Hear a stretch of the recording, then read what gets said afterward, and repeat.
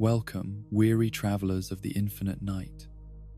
to the complete chronicle of every manifestation of cursed energy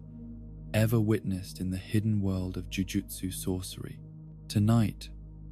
we explore the vast catalogue of techniques that transform human will into reality-bending power, each one a unique expression of the soul's deepest nature. This is the story of how consciousness shapes the supernatural, how emotion becomes technique, how the very essence of what makes us human can be channeled into forces that defy comprehension. So settle into comfortable darkness. Let your breathing slow to match the rhythm of cursed energy flowing through ancient bloodlines, and allow yourself to drift as we trace every technique ever wielded by those who stand between humanity and the darkness that seeks to consume it. Close your eyes when you're ready, and let the infinite catalogue of power embrace you as we begin our journey through the complete lexicon of cursed techniques that define the Jujutsu world. The morning light that filtered through the windows of Tokyo Jujutsu High carried with it the weight of absolute understanding, illuminating a young man whose very existence had fundamentally altered the balance between human potential and cosmic impossibility. Satoru Gojo stood in the center of the training ground, his presence marked not by dramatic flourishes or overwhelming displays of power, but by the subtle distortion of reality that occurred. Whenever someone who had transcended normal limitations occupied space that ordinary physics expected to govern according to predictable rules, the technique that defined him above all others was not something he had learned or developed through practice, but rather a burden and blessing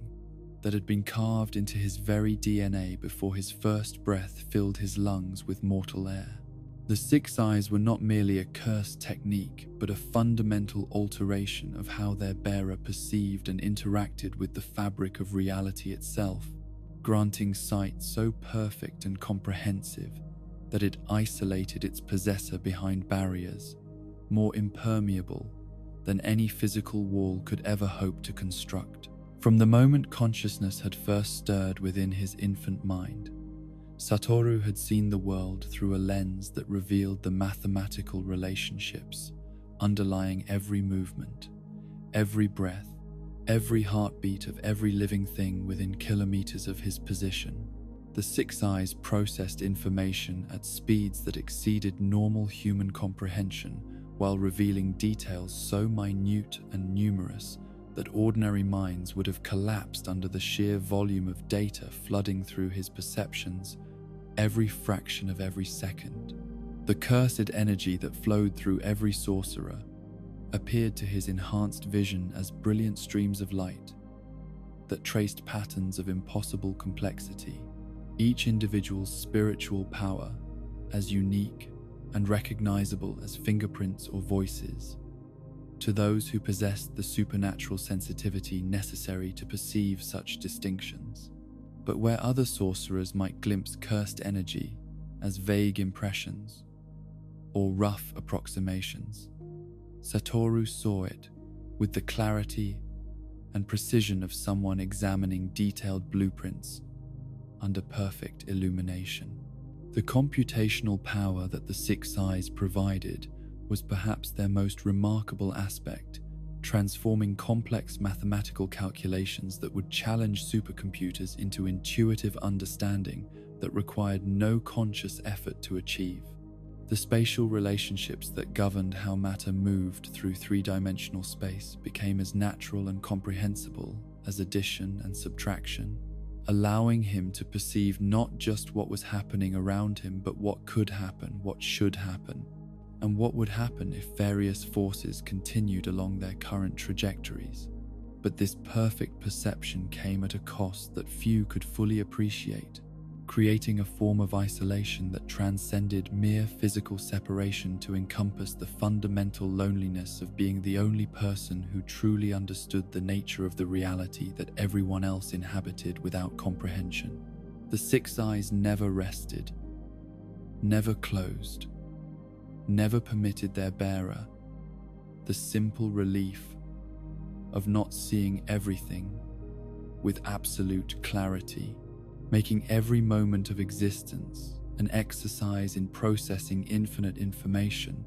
while maintaining enough sanity to function in a world designed for people who perceived only fractions of what surrounded them. The headaches that accompanied extended use of his enhanced vision were not merely physical discomfort, but neurological overload that resulted from consciousness attempting to process data streams that exceeded the capacity of even his supernatural awareness. The blindfold that he wore throughout most of his adult life was not affectation or mysterious styling choice, but practical necessity, a barrier that reduced the overwhelming flood of visual information to levels that allowed him to interact with others without being completely consumed by awareness of every detail of their existence. The limitless technique that the six eyes made possible to control was perhaps the most conceptually elegant and practically devastating ability ever developed within the Jujutsu world, based on mathematical principles so fundamental that they governed the very nature of space and time themselves. At its most basic level, Limitless manipulated the concept of distance, taking the finite space between the user and any approaching object or person,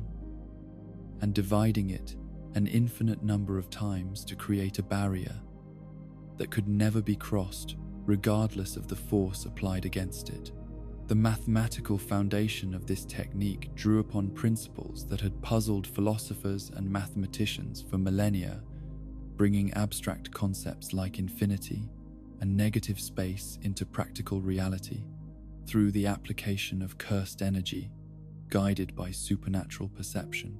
When Satoru activated Limitless around himself, he was not simply creating a physical barrier, but fundamentally altering the nature of space-time in his immediate vicinity, making it impossible for anything to reach him, by ensuring that all approaches would be forced to traverse infinite distance within finite space. The sensation of witnessing Limitless in action defied normal sensory experience, creating visual distortions that suggested the presence of something that existed beyond ordinary three-dimensional reality. The air around Satoru would shimmer with mathematical precision, space itself bending and warping to accommodate forces that operated according to principles that superseded the basic rules governing how matter was supposed to interact with other matter in predictable, consistent ways. But Limitless was far more than a defensive technique, capable of manipulation and application that transformed abstract mathematical concepts into tools of incredible versatility and devastating power. The Blue Technique, formerly known as Cursed Technique Lapse Blue, represented the amplification of Limitless to create effects that brought impossible concepts, like negative distance, into reality through the application of enhanced, cursed energy that forced space itself to behave according to rules that defeat normale comprehension. When Satoru employed blue, he was creating areas where space contracted beyond its natural limits, generating attractive forces that drew everything within range toward a central point with irresistible power that could compress matter, energy, and even other cursed techniques into configurations that normal physics would have declared impossible. The effect was similar to artificial gravity, but operating through manipulation of spatial relationships rather than mass or electromagnetic forces, creating zones where the very concept of distance between objects became meaningless. The visual manifestation of blue appeared as brilliant azure energy that seemed to consume light rather than emit it, creating spheres or streams of condensed space-time that distorted everything around them while exerting attractive force powerful enough to alter the trajectory of attacks, redirect the momentum of opponents, or gather environmental elements into compressed formations that could be weaponized through subsequent techniques. The precision with which Satoru could control these effects reflected the mathematical accuracy that the Six Eyes provided, allowing him to create attractive fields that affected specific targets while leaving everything else completely undisturbed. The maximum output version of blue represented the technique pushed to its absolute limits, creating attractive forces so powerful that they could alter landscape features or compress cursed spirits of considerable strength into spaces too small for their forms to occupy naturally. The energy expenditure required for such applications was enormous, even by Satoru's standards, but the results justified the cost through their capacity to eliminate threats that might otherwise have required extended combat or tactical maneuvering to address effectively. But if blue represented the ultimate expression of attractive force through spatial manipulation, then red embodied its perfect opposite, achieved through the application of reverse curse technique to the limitless foundation in ways that inverted its fundamental properties while maintaining the mathematical precision that made such applications possible. Curse technique reversal red brought the concept of divergent infinity into reality, creating repulsive forces that operated through the expansion of space rather than its contraction. The development of red had been born from desperation during Satoru's battle with Toji Fushiguro, a moment when approaching death had forced evolution that might otherwise have required years of study and practice to achieve. The realization that reverse curse technique could be applied not just to healing physical injuries, but to inverting the fundamental properties of spatial manipulation,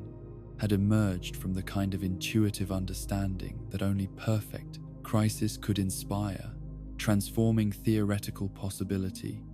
into practical application through sheer necessity. Red manifested as crimson energy that pushed everything away from its point of origin with force more than twice as powerful as blue's attractive effects, creating expanding fields of repulsion that could launch opponents across vast distances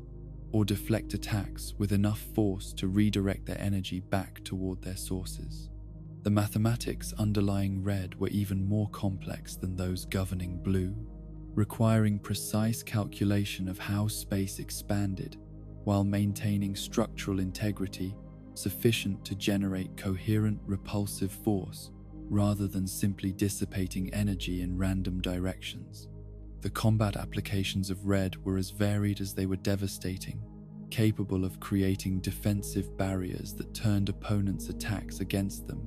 while simultaneously generating offensive force that could cause massive damage through the application of pure repulsion. Unlike blue's attractive effects, which gathered targets into concentrated areas where they could be addressed through subsequent techniques, red scattered everything within its range, making it ideal for crowd control or area denial, while providing defensive capabilities that complemented blue's more focused applications. But the true masterpiece of limitless manipulation was the technique that combined blue and red into something that transcended the sum of its components, creating effects that existed at the intersection of attraction and repulsion, convergence and divergence, mathematical possibility and physical impossibility. Hollow purple represented the collision of two infinities, the point where attractive and repulsive forces met and cancelled each other out while simultaneously creating something entirely new and fundamentally destructive. The theoretical foundation of hollow purple drew upon concepts that existed at the very limits of mathematical understanding, creating what could only be described as imaginary mass that possessed all the destructive properties of real matter, while existing in a state that defied normal categorization. When blue and red were combined with perfect precision and timing, their opposing infinities created a zone where space-time itself became unstable, generating a sphere or beam of energy that eliminated anything it touched, not through conventional damage, but through fundamental negation of existence. The visual manifestation of hollow purple was both beautiful and terrifying, appearing as a sphere or stream of violet energy that seemed to consume light, matter, and even other forms of cursed energy with equal efficiency. Objects that came into contact with purple didn't simply break or burn or explode, but ceased to exist in ways that suggested they had never been present in the first place, leaving behind empty space that felt somehow cleaner and more complete than the areas around it. The energy requirements for generating hollow purple were staggering even by Satoru's standards, demanding perfect synthesis of two complex techniques while maintaining the mathematical precision necessary to ensure that their collision produced the desired effect, rather than simply cancelling each other out or creating chaotic energy discharge. The mental focus required to coordinate such applications while maintaining awareness of battlefield conditions and tactical considerations pushed even his supernatural capabilities toward their limits. But perhaps the most remarkable aspect of Hollow Purple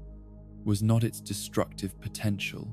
but its precision, capable of eliminating specific targets, while leaving everything around them completely undisturbed if applied with sufficient skill and control. Satoru could theoretically use purple to remove individual curse users from crowded areas without affecting nearby civilians,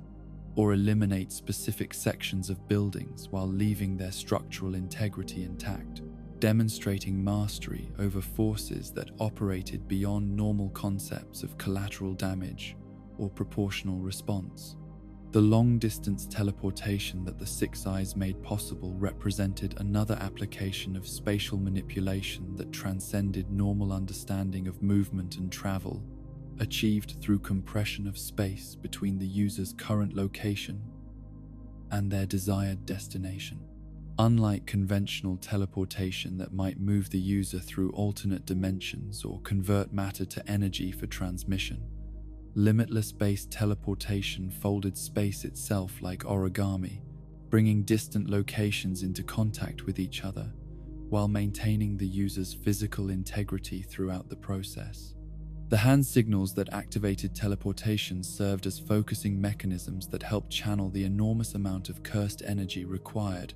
while providing the mathematical precision necessary to ensure accurate arrival at the intended destination. The visual effect of watching Satoru teleport was subtle but unmistakable, space seeming to ripple around him for a fraction of a second before he simply existed elsewhere. The transition so smooth and natural that observers might wonder if he had ever been in his original location at all. The limitations of teleportation were primarily related to energy expenditure and the computational complexity of calculating spatial relationships across vast distances while accounting for factors like the Earth's rotation, gravitational fields, and potential obstacles at the destination point. Teleporting multiple people required even more energy and created additional complexity that demanded the construction of sorcery circles, large enough to accommodate everyone being transported while maintaining stable spatial compression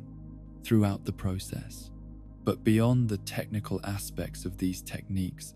lay questions that had profound implications for understanding the nature of power itself and the responsibilities that came with abilities that transcended normal human limitations. Satoru's mastery of Limitless represented not just exceptional skill or favorable genetics, but a fundamental transformation of what it meant to be human,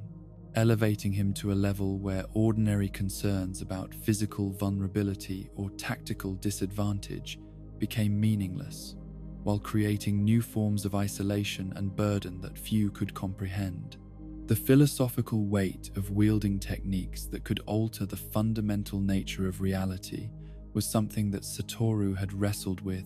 throughout his development. From prodigiously talented student to legendary educator, understanding that power of such magnitude carried obligations that extended far beyond personal safety or tactical advantage. The ability to manipulate space-time itself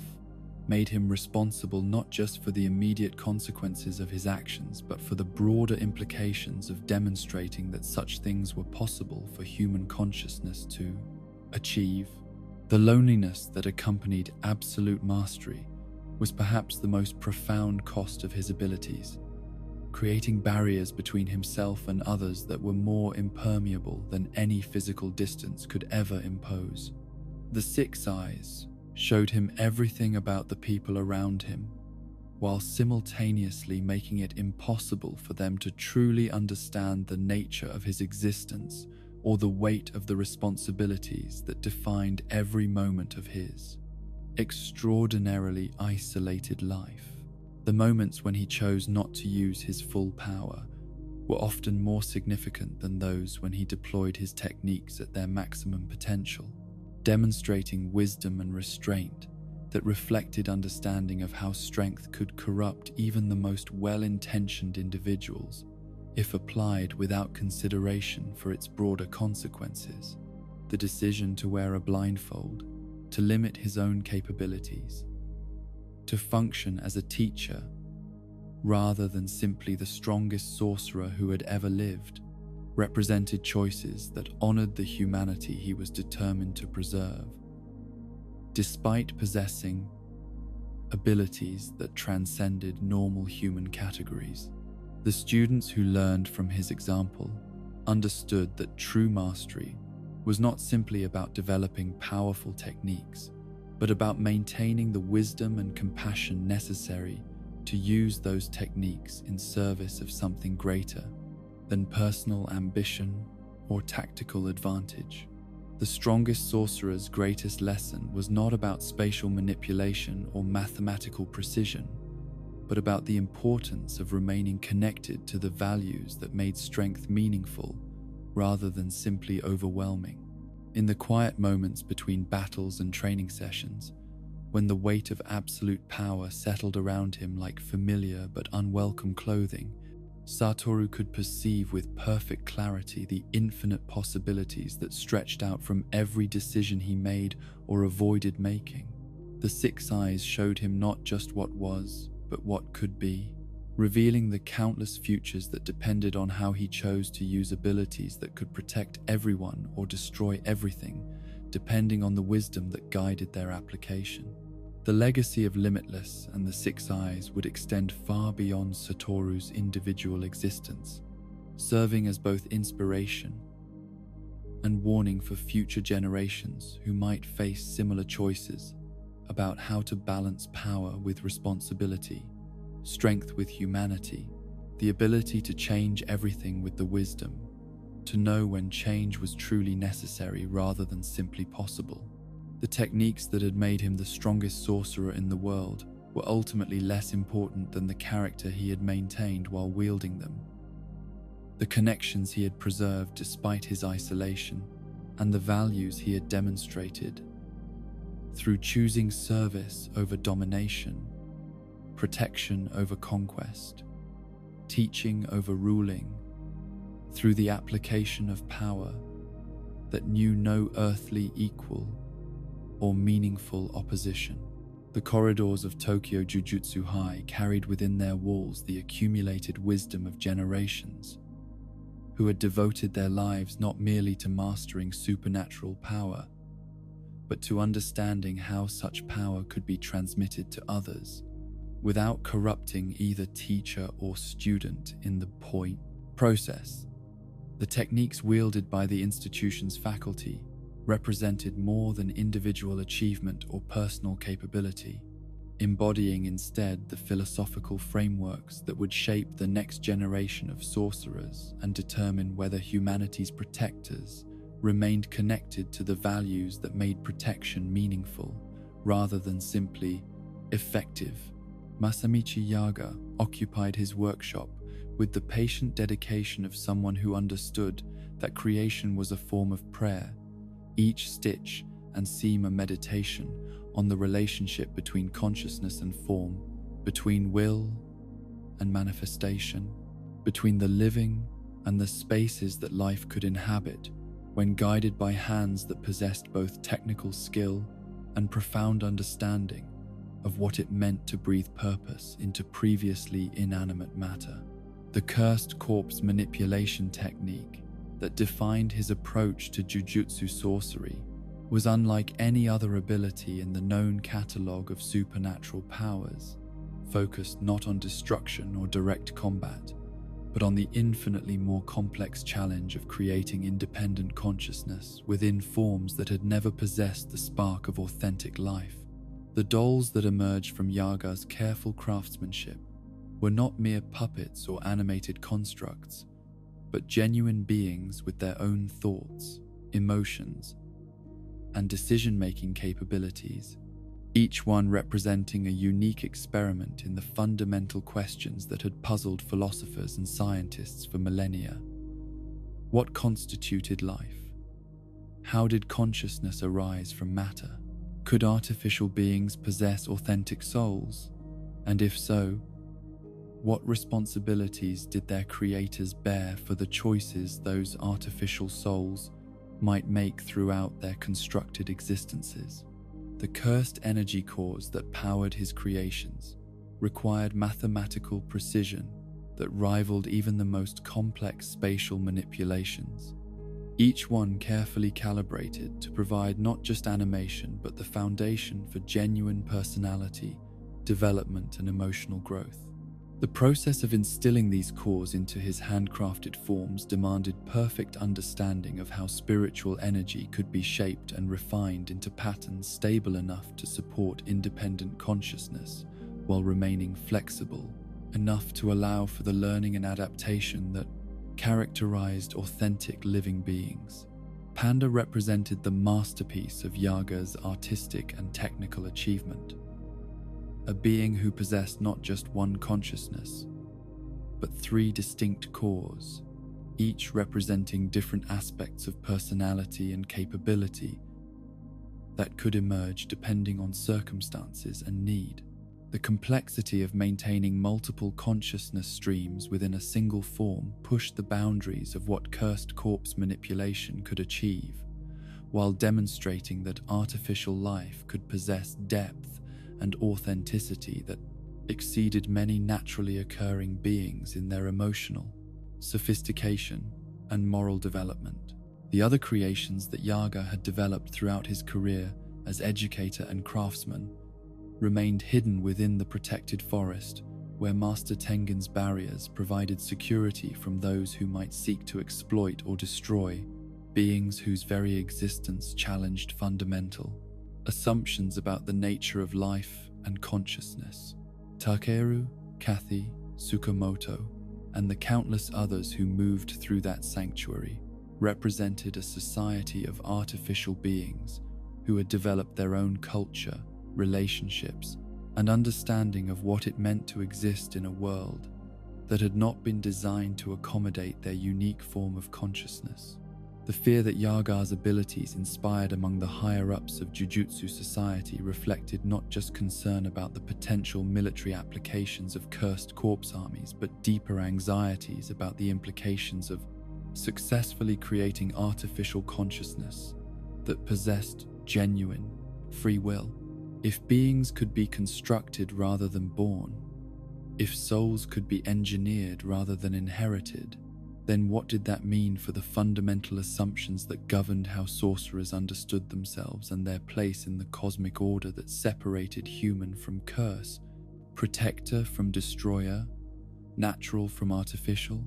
The decision to restrict Yaga's activities and monitor his creations was born from institutional terror at the prospect of changes that might reshape the entire foundation of Jujutsu society. Understanding that successful artificial consciousness represented a form of revolution that could render traditional hierarchies and power structures meaningless if allowed to develop without careful oversight. The irony was that Yaga's gentle nature and profound respect for life made him perhaps the least likely person in the entire Jujutsu world to abuse his capabilities for personal gain or destructive purposes. The incantations that activated his cursed corpses were not merely technical requirements. but expressions of the philosophical framework that guided his approach to creation, each word carefully chosen to reflect respect for the consciousness being awakened while acknowledging the responsibilities that came with breathing awareness into forms that would need to navigate a world full of dangers they had never been designed to face naturally. The relationship between creator and created was one of parent and child, teacher and student, guide and explorer entering unknown territory together. But the workshop where Yaga pursued his craft in solitude was also a place of profound meditation on the nature of death and loss, understanding that his artificial beings were perhaps more vulnerable than naturally occurring life, because they existed at the intersection of spiritual energy and physical form in ways that made them susceptible to both supernatural and mundane forms of destruction. Every creation represented not just technical achievement but emotional investment in a being whose continued existence depended entirely on the stability of systems that existed beyond the normal protections that biological life took for granted. The students who learned from Yaga's example understood that his techniques were not simply about animation or construction, but about the fundamental questions that defined what it meant to be alive, conscious, and responsible for others who depended on one's continued presence and protection. The gentleness with which he approached even the most mundane aspects of his craft reflected understanding that creation was sacred work that demanded reverence and humility from anyone who dared to participate in bringing new forms of consciousness into existence. Yoshinobu Gakuganji stood at the opposite end of the philosophical spectrum from Yaga's gentle creativity. His approach to Jujutsu education, rooted in traditions that emphasized discipline, hierarchy, and the kind of unwavering dedication to institutional authority that had preserved Jujutsu society through centuries of external threats and internal conflicts.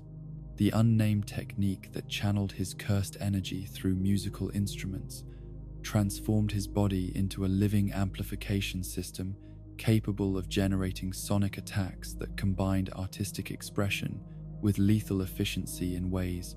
that reflected the complex relationship between beauty and violence that defined his entire worldview. The electric guitar that served as his primary focus for technique application was not merely a weapon or tool, but an extension of his consciousness that allowed him to channel decades of accumulated spiritual power through melodies that carried emotional weight alongside their physical destructive capabilities. The music that emerged from his performances was simultaneously beautiful and terrifying, compositions that spoke to something deep within the listener, while simultaneously threatening to tear their physical form apart through the application of amplified cursed energy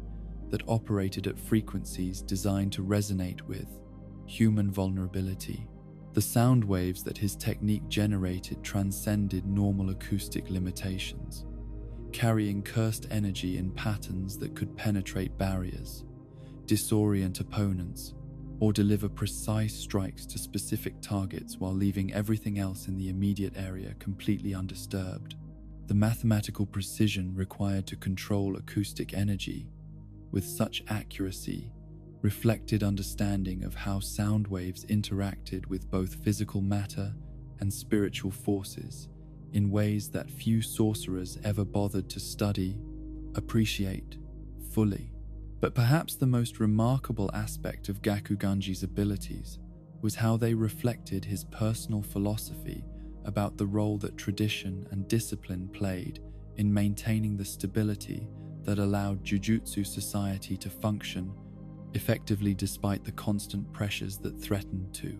tear it apart from within and without. His music was not simply a medium for attack, but a form of communication that expressed values and principles that words alone could never adequately convey to students who needed to understand the weight of the responsibilities they were accepting through their education. The electric nature of his instrument allowed for applications that purely acoustic approaches could never achieve, generating electromagnetic effects that complemented the sonic aspects of his technique, while providing additional tactical options that reflected his understanding of how modern technology could be integrated with ancient spiritual practices without compromising the essential principles that made such practices effective. The fusion of traditional sorcery with contemporary innovation embodied his approach to education itself,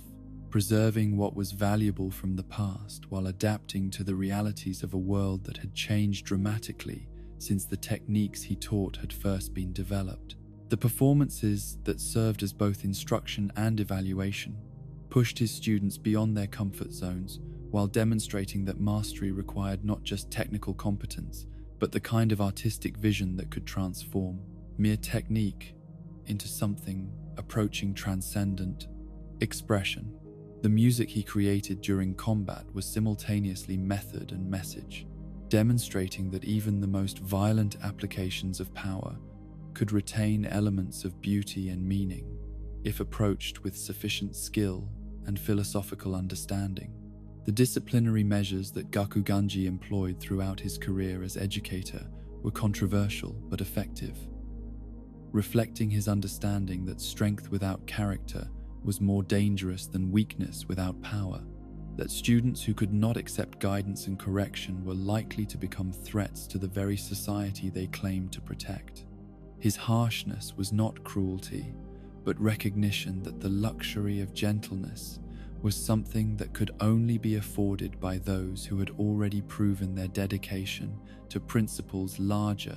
than personal comfort or immediate gratification.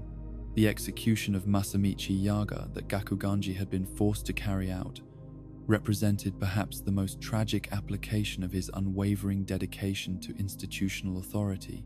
demonstrating that even the most principled individuals could be compelled to actions that violated their personal feelings when circumstances demanded choices between competing loyalties. The weight of that decision would haunt him throughout his remaining years, serving as constant reminder of the prices that leadership sometimes demanded from those who accepted the burden of making impossible choices. Yutahi Mayori represented a different approach to Jujutsu education entirely. Her techniques focused not on direct combat or intimidating displays of power, but on the subtler arts of enhancement and support that allowed others to achieve their maximum potential while maintaining the kind of collaborative relationships that made group efforts more effective than individual achievements could ever hope to become. The solo forbidden area technique that defined her approach to sorcery embodied philosophical principles about strength through community and shared effort that challenged the individualistic assumptions that dominated much of Jujutsu society's traditional thinking. The zone of enhancement that her technique created around herself and her allies represented more than simple power amplification, serving as physical manifestation of the bonds that connected people who chose to work together toward common goals rather than competing for individual recognition or advancement. The cursed energy boost that everyone within her range experienced was not just numerical improvement, but qualitative transformation that allowed them to access aspects of their own potential that remained dormant when they fought alone or in purely competitive relationships. The preparation time that Solo Forbidden Area required was not weakness or limitation, but recognition that the most powerful effects often demanded patience, focus, and the kind of careful consideration that could not be rushed without compromising the quality of results. The ritual aspects of her technique incorporated elements that had been preserved from ancient traditions, while demonstrating that contemporary applications could honor historical wisdom without being constrained by outdated assumptions about how spiritual power needed to be channeled or expressed. The incantations that enhanced her technique's effectiveness served multiple purposes beyond mere technical improvement, creating opportunities for meditation and reflection, that helped ensure her own mental state remained aligned with the collaborative principles that made her abilities most effective. The hand signs that accompanied these incantations were not just focusing mechanisms, but forms of communication that helped coordinate group efforts while providing visual confirmation that the enhancement effects were active and stable. The music and dance that could be incorporated into her ritual applications transformed technical procedures into artistic expressions that elevated everyone involved beyond the mechanical level of simple technique execution toward something approaching spiritual communion that honored both individual contribution and collective achievement. The 120% improvement that full ritual implementation could provide was significant, not just for its numerical value, but for what it represented about the possibilities that emerged when people chose cooperation over competition as their primary approach to addressing challenges. The beer that Yutahime was known to enjoy represented more than personal preference or casual indulgence, but reflected her understanding that genuine human connection required moments of relaxation and vulnerability that allowed people to calmly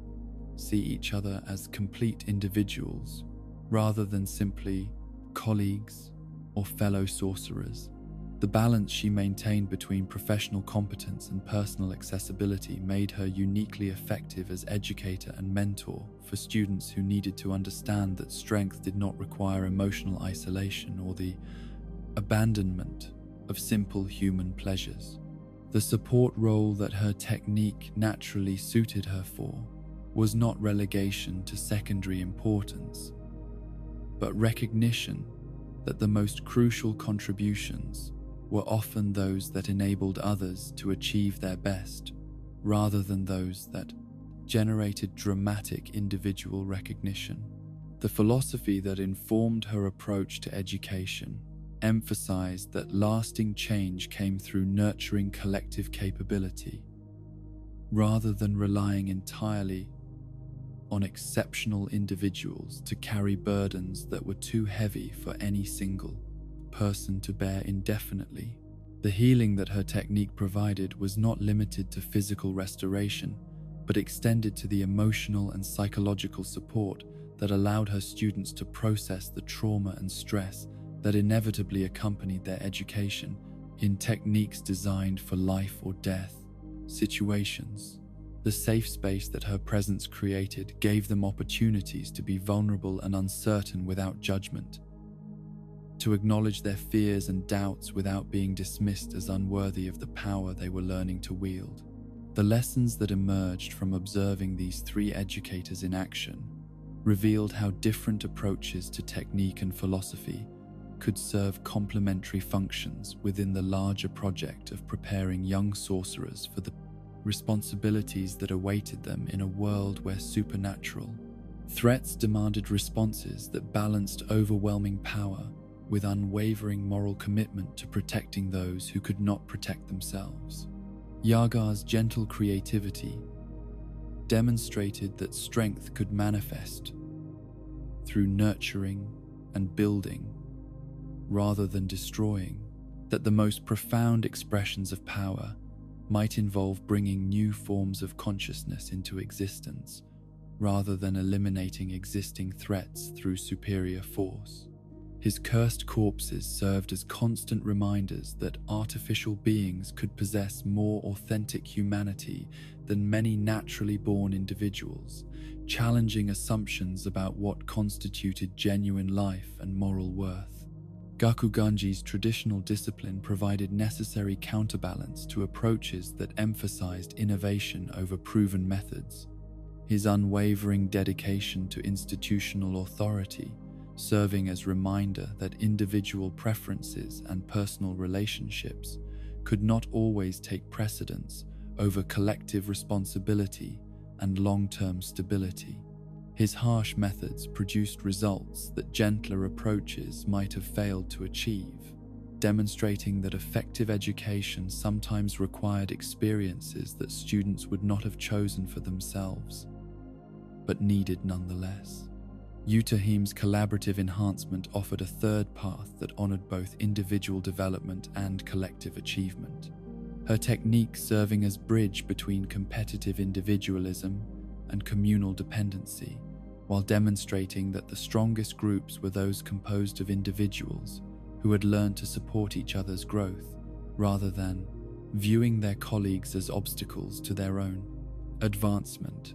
Together, these three approaches created an educational environment that prepared students for the full spectrum of challenges they would face as professional sorcerers, providing them with technical skills, philosophical frameworks, and emotional resources necessary to maintain their humanity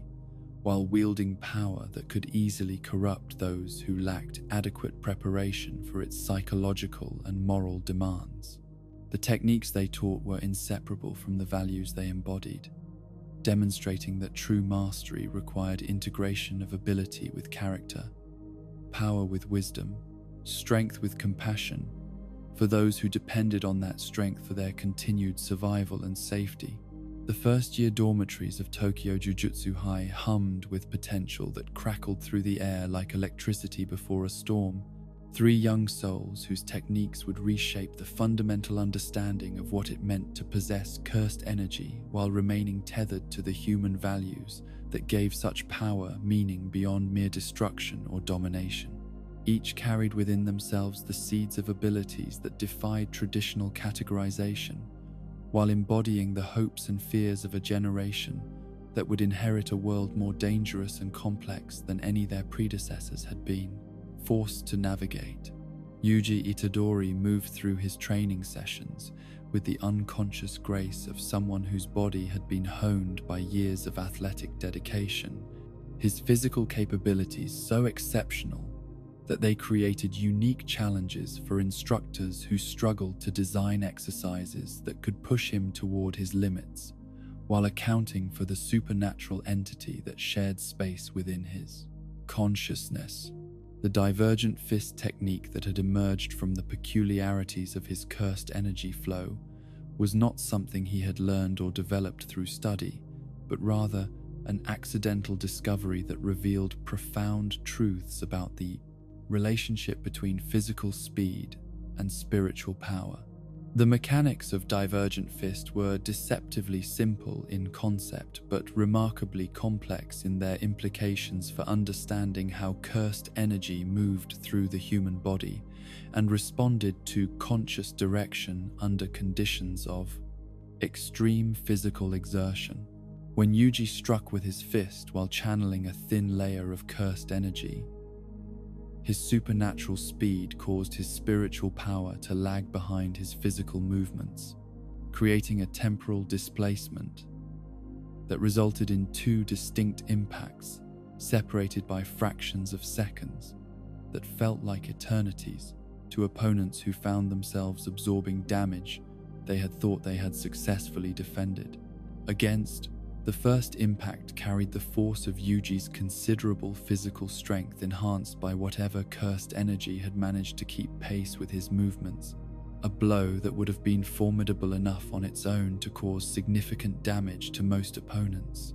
But the second wave that followed carried the delayed cursed energy that had finally caught up to his attack, creating additional force that struck the same location with renewed intensity while the target was still processing the initial damage and attempting to recover their defensive posture. The psychological effect of Divergent Fist often proved as valuable as its physical impact,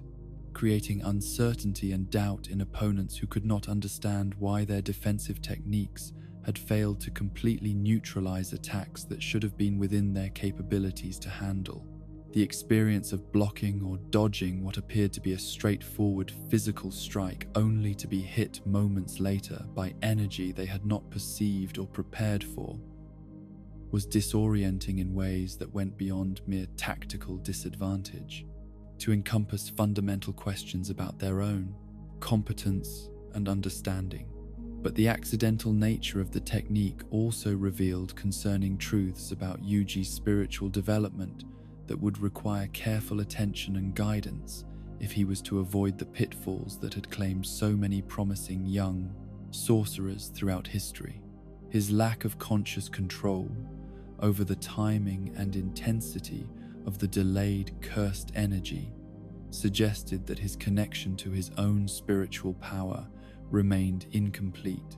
dependent on circumstance and instinct rather than the deliberate mastery that characterized truly accomplished practitioners. The host relationship with Ryomen Sukuna that defined Yuji's existence created additional complexity that transformed every aspect of his training and development into exercises that balanced immediate educational needs against long-term security concerns that extended far beyond his individual welfare. The King of Curses remained a constant presence within his consciousness, offering commentary and criticism that ranged from helpful tactical observations to malevolent suggestions that tested Yuji's moral foundation, while providing opportunities for corruption that would have destroyed someone with less fundamental decency and strength of character. The body-swapping practice sessions that occupied increasing portions of Yuji's training schedule represented preparation for possibilities that no previous generation of Jujutsu students had ever been required to contemplate, techniques that existed at the intersection of consciousness, transfer, and reality manipulation in ways that pushed the boundaries of what was considered theoretically possible. The fact that someone with no formal background in Jujutsu sorcery could demonstrate natural aptitude for such advanced applications suggested potential that extended far beyond anything his instructors had initially anticipated. The emotional weight that Yuji carried throughout his development was perhaps more challenging than any technical or tactical obstacle he faced. The knowledge that his very existence posed potential threats to everyone he cared about, while simultaneously representing hope for addressing supernatural dangers that conventional approaches had proven inadequate to handle. The balance between embracing his unique capabilities and maintaining the essential humanity that made him worthy of the trust being placed in him required constant vigilance against both external corruption and internal despair. The optimism that characterized Yuji's approach to even the most difficult challenges served as inspiration for his classmates, while providing necessary counterbalance to the cynicism and despair that could easily overwhelm young people who were being prepared for a lifetime of confronting humanity's darkest impulses made manifest through cursed energy. His ability to find meaning and purpose in circumstances that would have broken other spirits demonstrated resilience that was perhaps more valuable than any technique he might eventually master. Megumi Fushiguro inhabited the shadows cast by expectations and inheritance in ways that shaped every aspect of his development, from prodigiously talented child to reluctant heir of techniques that carried the weight of centuries of family, history, and political maneuvering within the complex hierarchies that governed Jujutsu society. The 10 Shadows technique that flowed through his bloodline represented more than individual capability or personal achievement,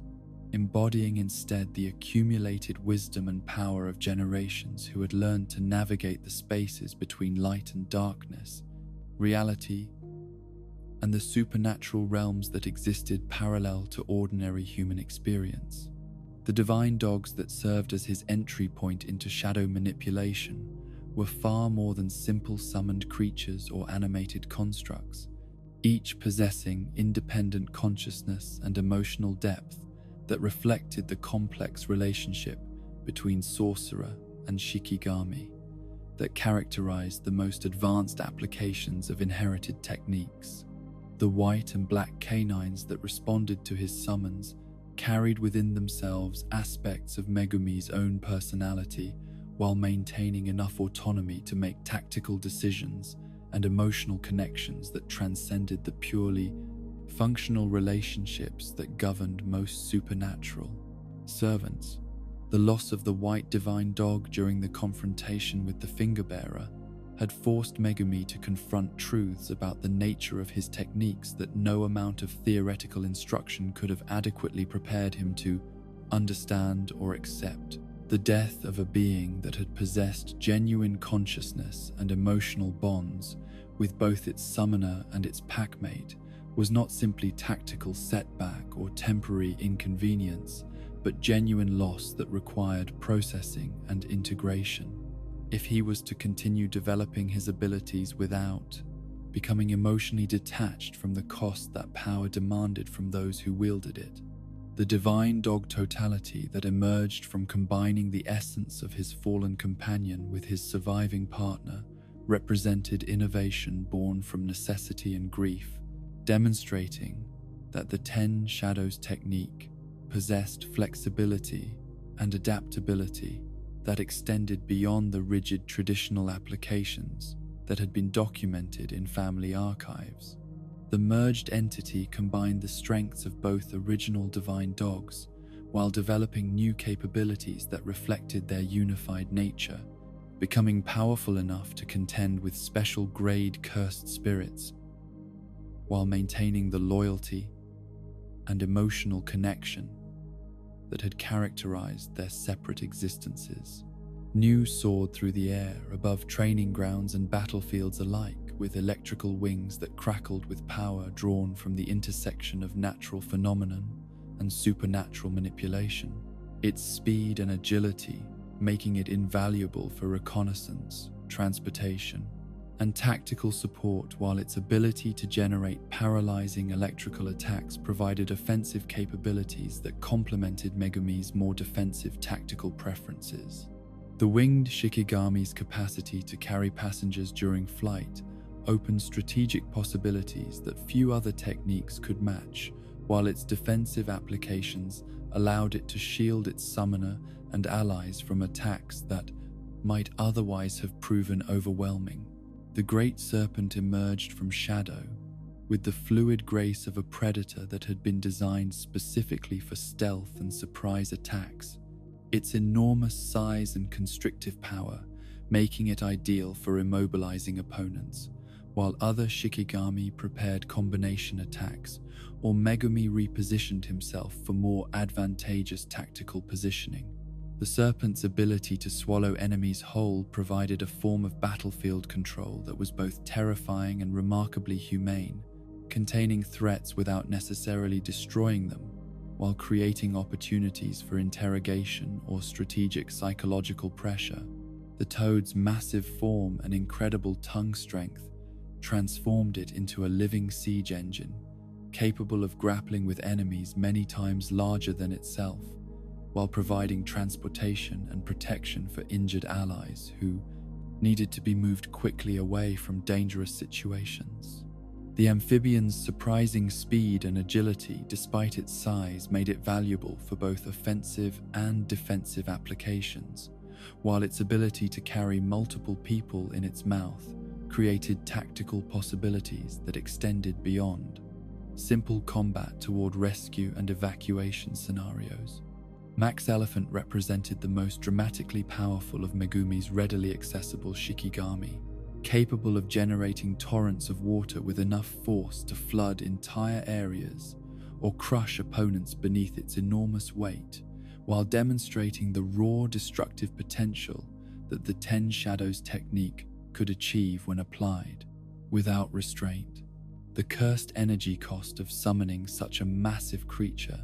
limited its applications to crucial moments when overwhelming force was necessary to address threats that could not be handled through subtler approaches. Rabbit Escape filled battlefields with dozens of small, quick creatures whose primary value lay not in their individual combat capabilities but in their capacity to create chaos and confusion that provided cover for tactical repositioning or strategic withdrawal while overwhelming opponents' ability to track and respond to multiple simultaneous threats. The psychological impact of being surrounded by swarms of supernatural rabbits often proved as valuable as any physical advantages the technique provided, creating opportunities for more decisive attacks while enemies struggled to process the visual and tactical complexity of addressing so many independent targets simultaneously. But it was the Shadow Realm itself that provided the true foundation for all of Megumi's applications of his inherited technique. The dark spaces that existed parallel to ordinary reality, where his Shikigami dwelled between summons, and where objects could be stored indefinitely, without fear of discovery or deterioration. The manipulation of shadows as both hiding places and portals represented mastery over concepts that challenged normal understanding of space and dimensionality, while providing tactical advantages that extended far beyond the obvious applications of concealment and storage.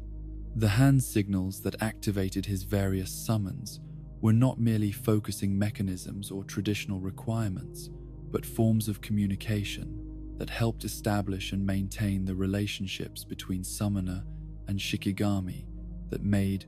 effective cooperation possible during the stress and chaos of actual combat situations. Each gesture carried meaning that transcended simple technique activation to encompass acknowledgement of the consciousness and autonomy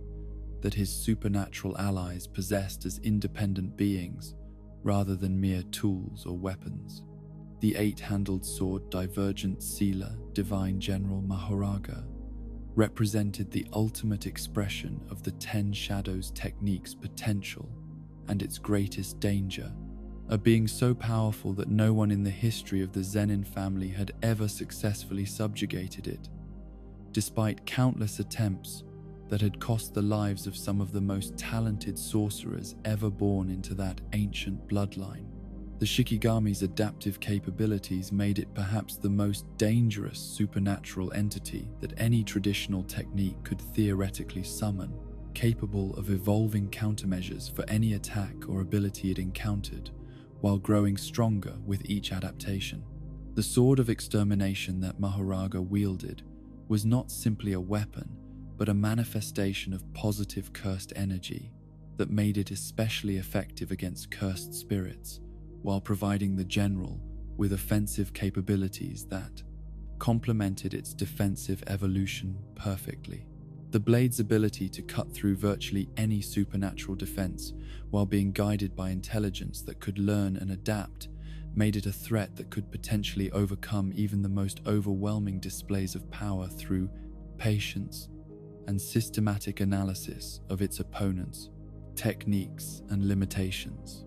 The eight-handled wheel that crowned Mahoraga's head served as both symbol and mechanism for the adaptation process that made the creature so dangerous, each rotation representing progress toward complete immunity to whatever forces were being applied against it,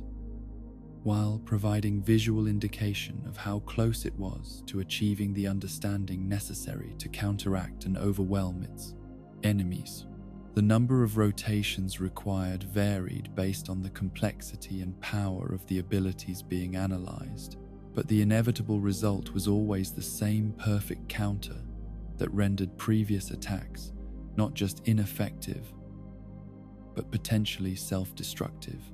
The summoning ritual that would bring Mahoraga forth required not hand signals but extended arms and specific incantations that acknowledged both the power being invoked and the extreme danger that such invocation represented for everyone in the immediate area. The fact that the ritual could be activated without successful subjugation meant that it could serve as ultimate technique of mutual destruction, bringing forth a force that would eliminate everything in its vicinity, while demonstrating the summoner's willingness to sacrifice everything rather than accept defeat or compromise. Nobara Kujisaki approached Jujutsu sorcery with the practical confidence of someone who had grown up understanding that power was meaningless without the skill and intelligence to apply it effectively, her country background providing perspective that helped her avoid the psychological traps that snared many urban students who had been raised on theoretical knowledge without adequate grounding in the practical realities that governed how supernatural abilities actually functioned under real-world conditions. The straw doll technique that she had inherited from her grandmother represented folk magic traditions that predated formal Jujutsu society, while demonstrating effectiveness that modern innovations had never managed to surpass or meaningfully improve upon. The hammer, nails, and straw doll that comprised her essential toolkit were deceptively simple implements that channeled cursed energy with efficiency and precision that more elaborate equipment could rarely match, each component serving multiple functions, while requiring the kind of tactical thinking and battlefield awareness that transformed crude materials into sophisticated weapons capable of addressing threats that would challenge far more expensive and complex alternatives. The versatility of her approach allowed her to adapt to changing circumstances while maintaining offensive pressure that kept opponents off balance and unable to predict or counter her next action effectively.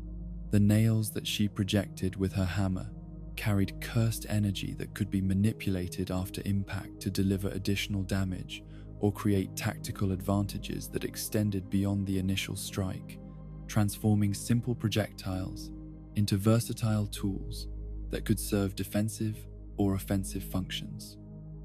depending on how they were deployed and controlled throughout the course of combat.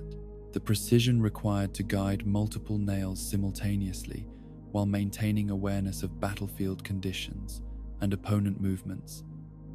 demanded the kind of multitasking capability that few sorcerers ever developed to such a high level of competence. The resonance technique that allowed her to create sympathetic connections between her straw doll and portions of her opponent's bodies represented one of the most conceptually elegant applications of cursed energy manipulation ever documented,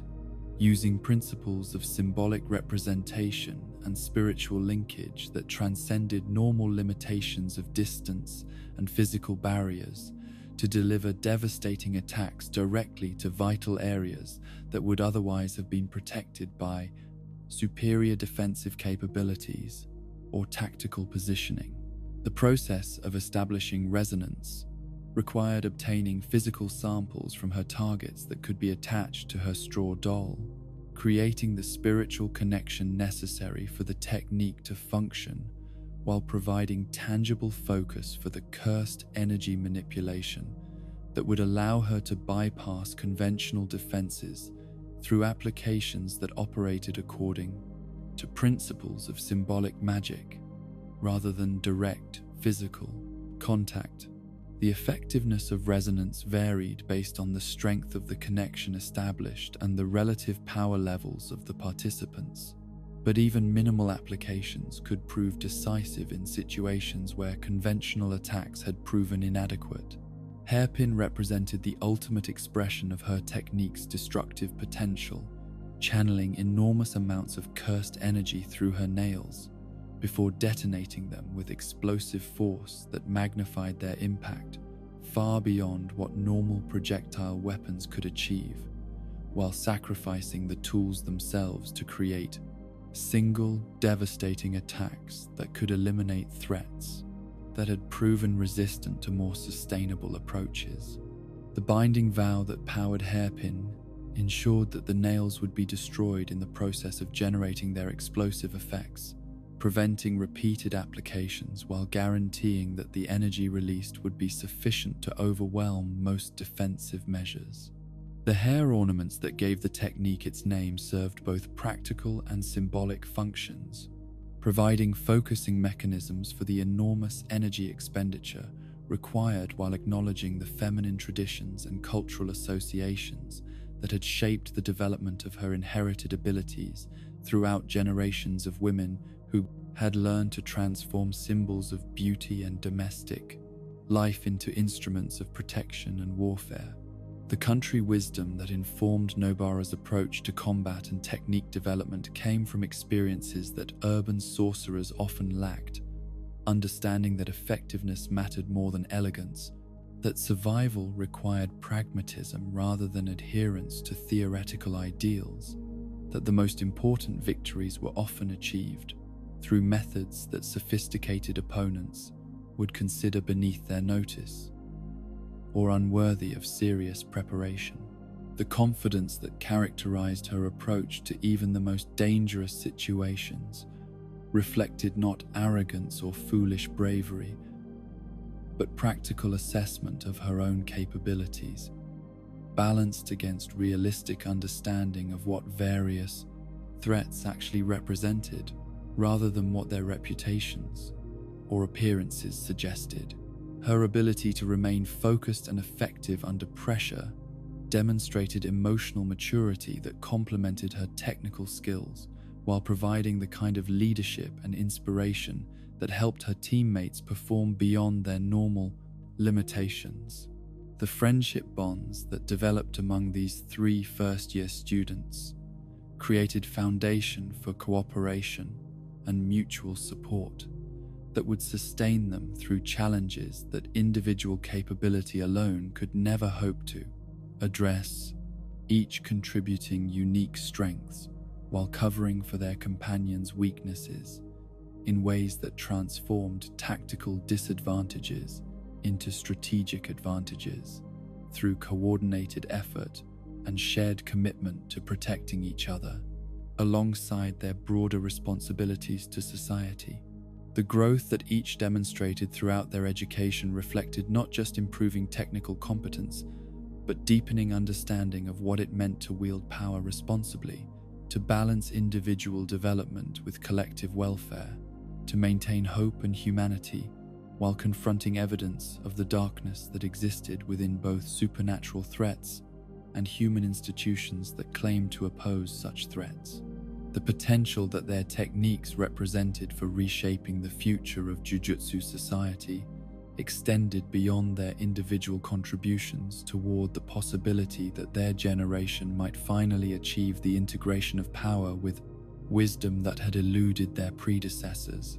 creating approaches to supernatural conflict that honored both strength and compassion, while providing effective protection for those who could not protect themselves against forces that exceeded normal human capability to comprehend,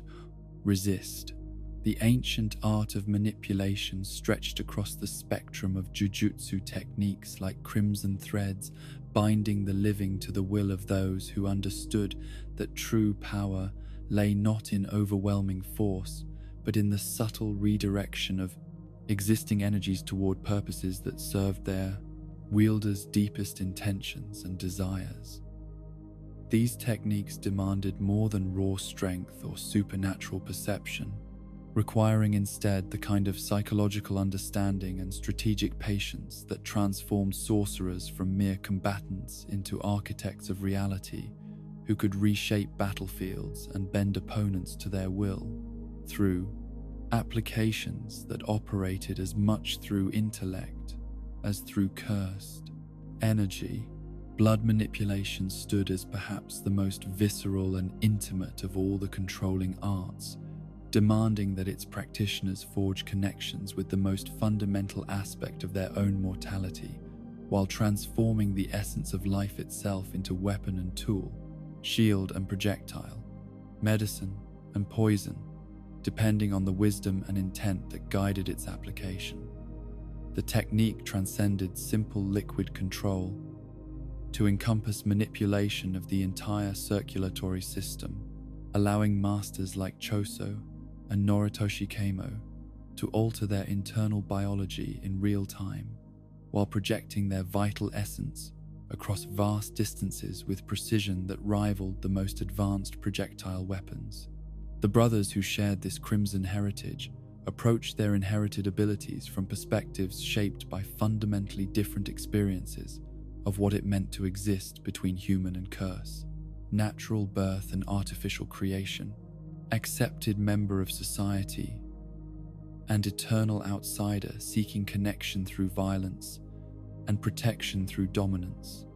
over those who would otherwise have no reason to acknowledge their existence or worth. Choso's mastery reflected the desperate intensity of someone who had learned to survive by transforming every aspect of his physiology into potential advantage, while Noritoshi's more restrained applications demonstrated the careful discipline of someone who understood that power without control was merely elaborate suicide dressed in tactical clothing. The flowing red scale that formed the foundation for most advanced applications required practitioners to consciously alter their body temperature, pulse rate, and red blood cell count in ways that pushed human physiology beyond its normal limitations, while providing the enhanced physical capabilities necessary to survive combat situations that would overwhelm anyone operating within standard biological parameters. The sensation of activating this technique was reportedly both exhilarating and terrifying, consciousness expanding to encompass direct control over autonomic processes that most people never consciously experienced while feeling their enhanced blood flow, carrying unprecedented levels of energy and awareness throughout their sum-port. Transformed cardiovascular system. The stack variation that intensified these effects even further demanded the kind of physiological resilience that few practitioners ever developed, pushing enhancement to levels that approached the boundaries of what human biology could sustain without permanent damage, while providing temporary capabilities that could match or exceed those of naturally supernatural entities. The price of such applications was measured not just in cursed energy expenditure, but in accumulated stress on systems that had never been designed to operate at such extreme levels for extended periods. Crimson binding demonstrated how blood could be manipulated externally to create restraint systems that combined the flexibility of liquid with the strength of steel, spreading across battlefields like living nets that adapted to their target's movements, while tightening with irresistible force that grew stronger the more prisoners struggled against their crimson chains. The psychological impact of being bound by another person's life essence was often as effective as the physical restraint, creating revulsion and panic that compromised rational decision-making, while the technique's user prepared more decisive attacks. Slicing exorcism transformed blood into cutting implements that could take various forms depending on tactical requirements and the practitioner's skill level, from rotating discs that carved through barriers with surgical precision to streaming lances that pierced armor and flesh with equal efficiency, while maintaining enough flexibility to change direction mid-flight in response to evasive maneuvers or shifting battlefield conditions. The range and accuracy of these applications made blood manipulators formidable opponents even when separated from their targets by considerable distances. The convergence technique that served as foundation for the most devastating attacks required practitioners to compress their blood beyond normal liquid densities while maintaining conscious control over the enormous pressures generated by such compression, creating spheres of concentrated life force that contained potential energy measured in terms that challenged normal understanding of what biological materials could achieve when enhanced by sufficient spiritual power and technical mastery. The vulnerability that came with the time and concentration required for proper convergence made its applications high-risk strategies that demanded perfect tactical timing and situational awareness. Piercing blood represented the ultimate expression of ranged blood manipulation,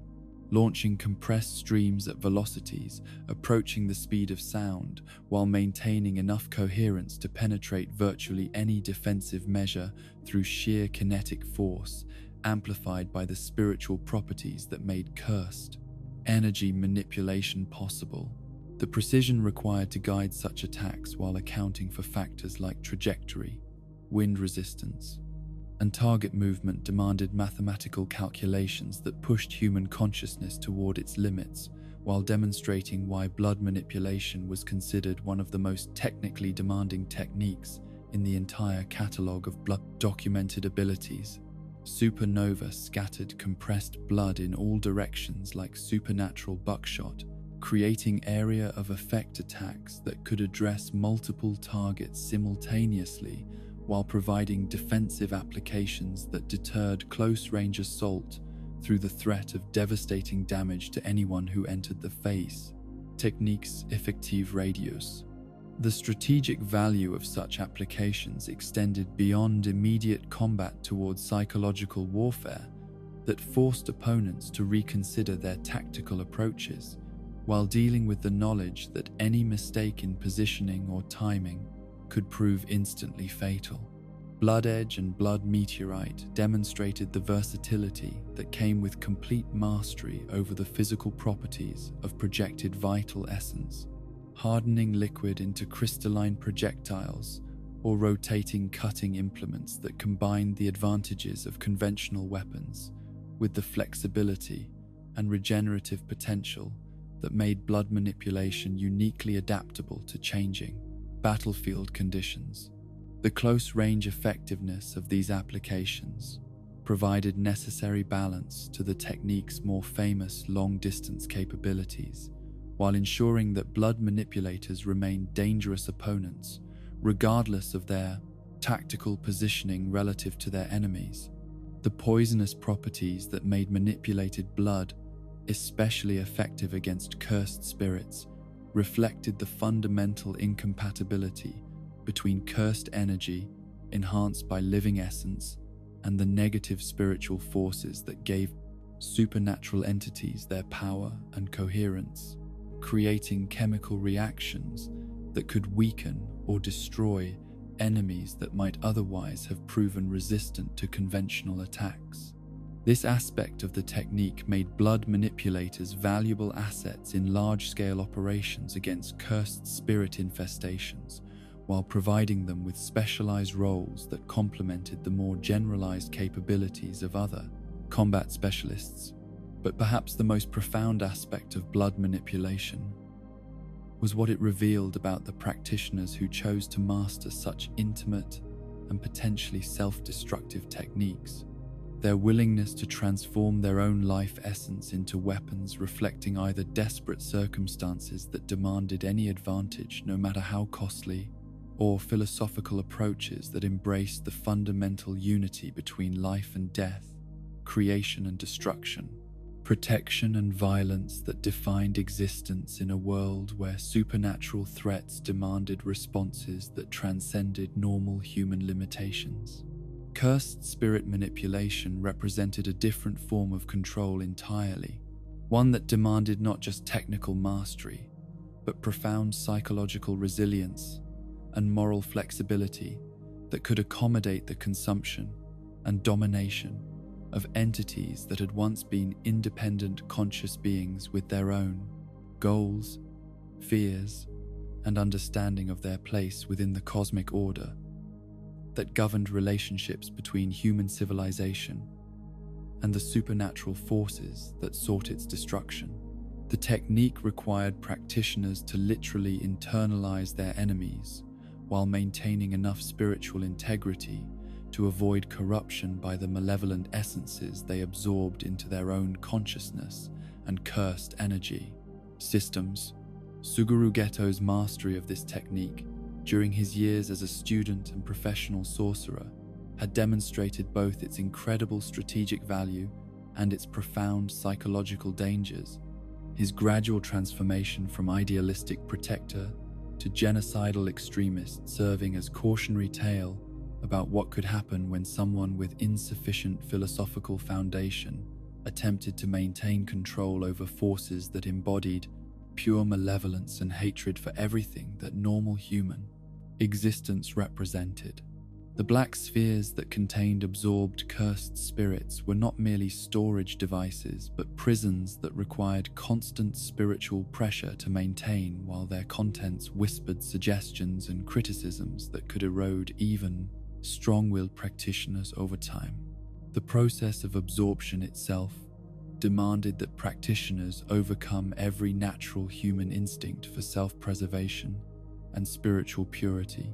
forcing themselves to orally consume essences that represented everything they ostensibly opposed, while opening their own cursed energy systems to contamination by entities whose fundamental nature was antithetical to human welfare and development. The fact that such consumption provided access to the absorbed spirits techniques created powerful incentives for continued use, despite the obvious psychological risks involved. The grade differential that determined how easily cursed spirits could be absorbed reflected not just power levels, but fundamental questions about consciousness, will, and the nature of spiritual dominance that governed relationships between entities of different evolutionary and developmental stages.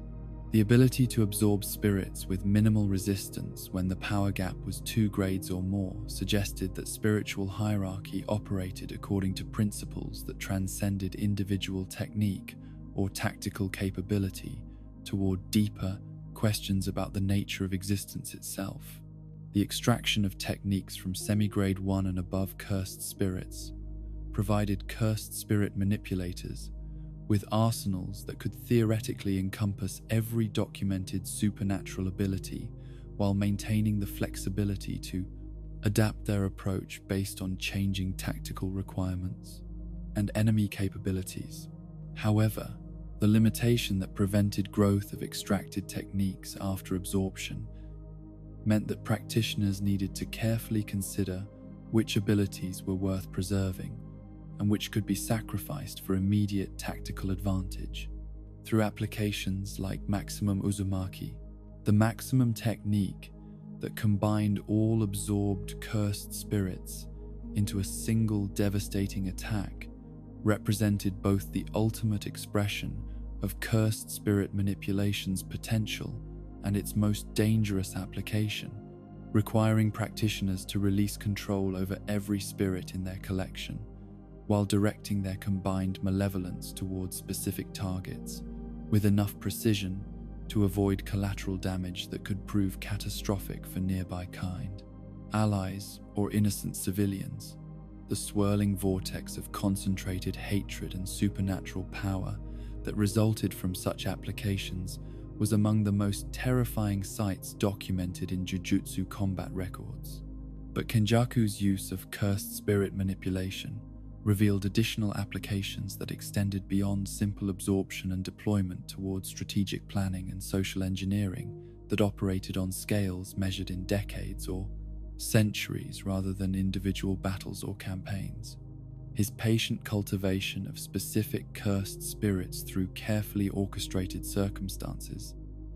demonstrated understanding of how supernatural entities could be developed and refined towards specific purposes while maintaining the seisin, long-term perspective necessary to implement plans that required multiple generations to reach fruition. The idol transfiguration technique that he absorbed from Mahito represented perhaps the most dangerous single ability ever documented within the Jujutsu world. Its potential applications for mass casualty events and social disruption making it the cornerstone for plans that could reshape human civilization itself, while demonstrating how cursed spirit manipulation could serve purposes that extended far beyond tactical advantage toward existential transformation of the relationship between human society and supernatural forces. Tool and object manipulation techniques represented more subtle but equally significant forms of control that transformed everyday items into supernatural implements while demonstrating how creative application of basic principles could provide tactical advantages that more obviously powerful techniques might overlook or dismiss as beneath their notice. These abilities reflected deep understanding of how cursed energy could enhance and redirect existing properties rather than simply overwhelming them with raw spiritual force. Momo Nishimiya's broom-based flight capabilities exemplified how traditional implements could be enhanced through cursed energy manipulation to provide mobility options that rivaled far more complex transportation techniques. while maintaining the tactical flexibility necessary for reconnaissance, rapid deployment, and aerial combat applications that ground-based fighters could not effectively counter. The wind-based attacks that her enhanced broom could generate provided both offensive and defensive capabilities, while demonstrating how environmental manipulation could create strategic advantages that extended beyond the obvious applications of simple projectile attacks. The construction technique that Mai Zenin and others employed to create objects from pure cursed energy represented one of the most theoretically challenging applications of spiritual power ever documented, requiring practitioners to understand matter at fundamental levels, while possessing sufficient energy reserves to sustain the enormous costs associated with bringing something into existence from absolute nothingness. The permanent nature of constructed items distinguished this technique from domain-based creation, while making its energy requirements prohibitively expensive for all but the most exceptional practitioners. Mai's limitation to single bullets reflected both her relatively modest cursed energy reserves and the technique's incredible difficulty, but also demonstrated how even minimal applications could provide crucial tactical advantages when deployed with proper timing and strategic understanding. The cursed tool sword that she created at the cost of her life showed how construction could achieve effects that conventional techniques could never match when practitioners were willing to accept ultimate sacrifice for proportionally ultimate results. Yorozu's more advanced applications during her battle with Sukuna revealed the true potential of construction technique when wielded by someone with sufficient power and understanding to explore its theoretical limits, her liquid metal creations providing foundation for increasingly complex constructs that demonstrated how basic materials could be refined into sophisticated tools and weapons through sustained spiritual manipulation and creative engineering approaches. The perfect sphere that represented construction technique's most mathematically elegant application created objects that existed at the intersection of geometry and physics, their theoretical perfection translating into practical effects that approached the conceptual elegance of techniques like hollow purple, while maintaining the tangible reality that made them comprehensible to opponents who might otherwise have dismissed them as mere illusions or temporary manifestations. Reggie Starr's contractual recreation demonstrated how manipulation techniques could operate through symbolic rather than direct means, his receipt-based conjuring proving that cursed energy could be channeled through concepts of ownership, transaction, and legal obligation to produce effects that bypassed normal requirements for direct spiritual connection between practitioner and manipulated objects. The temporary nature of his creations balanced their incredible versatility while ensuring that the technique remained tactically manageable rather than providing unlimited access to any conceivable tool or weapon. The water vulnerability that affected his technique revealed how even the most versatile abilities possessed limitations that careful opponents could exploit, while also demonstrating the importance of environmental awareness and strategic planning in determining how effectively manipulation techniques could be deployed under various battlefield conditions. The psychological warfare aspects of his approach, using opponents' uncertainty about what he might conjure next to create tactical advantages, showed how manipulation techniques could succeed as much through mental pressure as through direct physical effects. These manipulation arts shared common themes that reflected fundamental truths about the nature of power and control, demonstrating that the most effective applications often required practitioners to forge intimate connections with forces or entities that might otherwise have remained independent and potentially hostile. The psychological risks associated with such techniques were balanced by their strategic advantages, creating approaches to supernatural conflict that demanded not just technical skill, but wisdom and character. sufficient to maintain moral grounding while exercising forms of control that could easily corrupt those who lacked adequate philosophical foundation. The students who observed these techniques in action learned that manipulation was not simply about domination or force, but about understanding the essential nature of what they sought to control while maintaining respect for the autonomous existence of other conscious beings. The practitioners who achieved true mastery demonstrated that the greatest forms of control were often those that enhanced, rather than constrained, the potential of their subjects, creating relationships of mutual benefit rather than pure exploitation. The bloodlines that carried cursed techniques through generations flowed like ancient rivers through the landscape of Jujutsu society, their inherited powers shaping not merely individual capability, but entire family identities that stretched back through centuries of carefully preserved marriages, political alliances, and strategic breeding programs designed to concentrate supernatural abilities within lineages that understood themselves as guardians of traditions, too precious and dangerous to be allowed to dissipate through casual reproduction or romantic sentiment that ignored the cosmic responsibilities carried within their genetic inheritance. The weight of expectation that accompanied birth into such families was unlike anything that ordinary society could comprehend or prepare children to bear, each new generation inheriting not just techniques but the accumulated dreams, failures, and unfulfilled ambitions of ancestors who had dedicated their entire existences to perfecting abilities that might lie dormant for decades before manifesting in forms that could reshape the balance of power within the hidden world that operated parallel to normal human civilization. The pressure to excel, to surpass previous achievements, to justify the sacrifices that had been made to preserve their inherited gifts, created psychological burdens that shaped personality development in ways that could either forge exceptional individuals or crush promising spirits beneath expectations that no single person should have been required to fulfill. The Zenin family exemplified both the potential and the tragedy that characterized hereditary Jujutsu lineages. Their reputation built upon the legendary Ten Shadows technique that had not manifested within their direct bloodline for generations,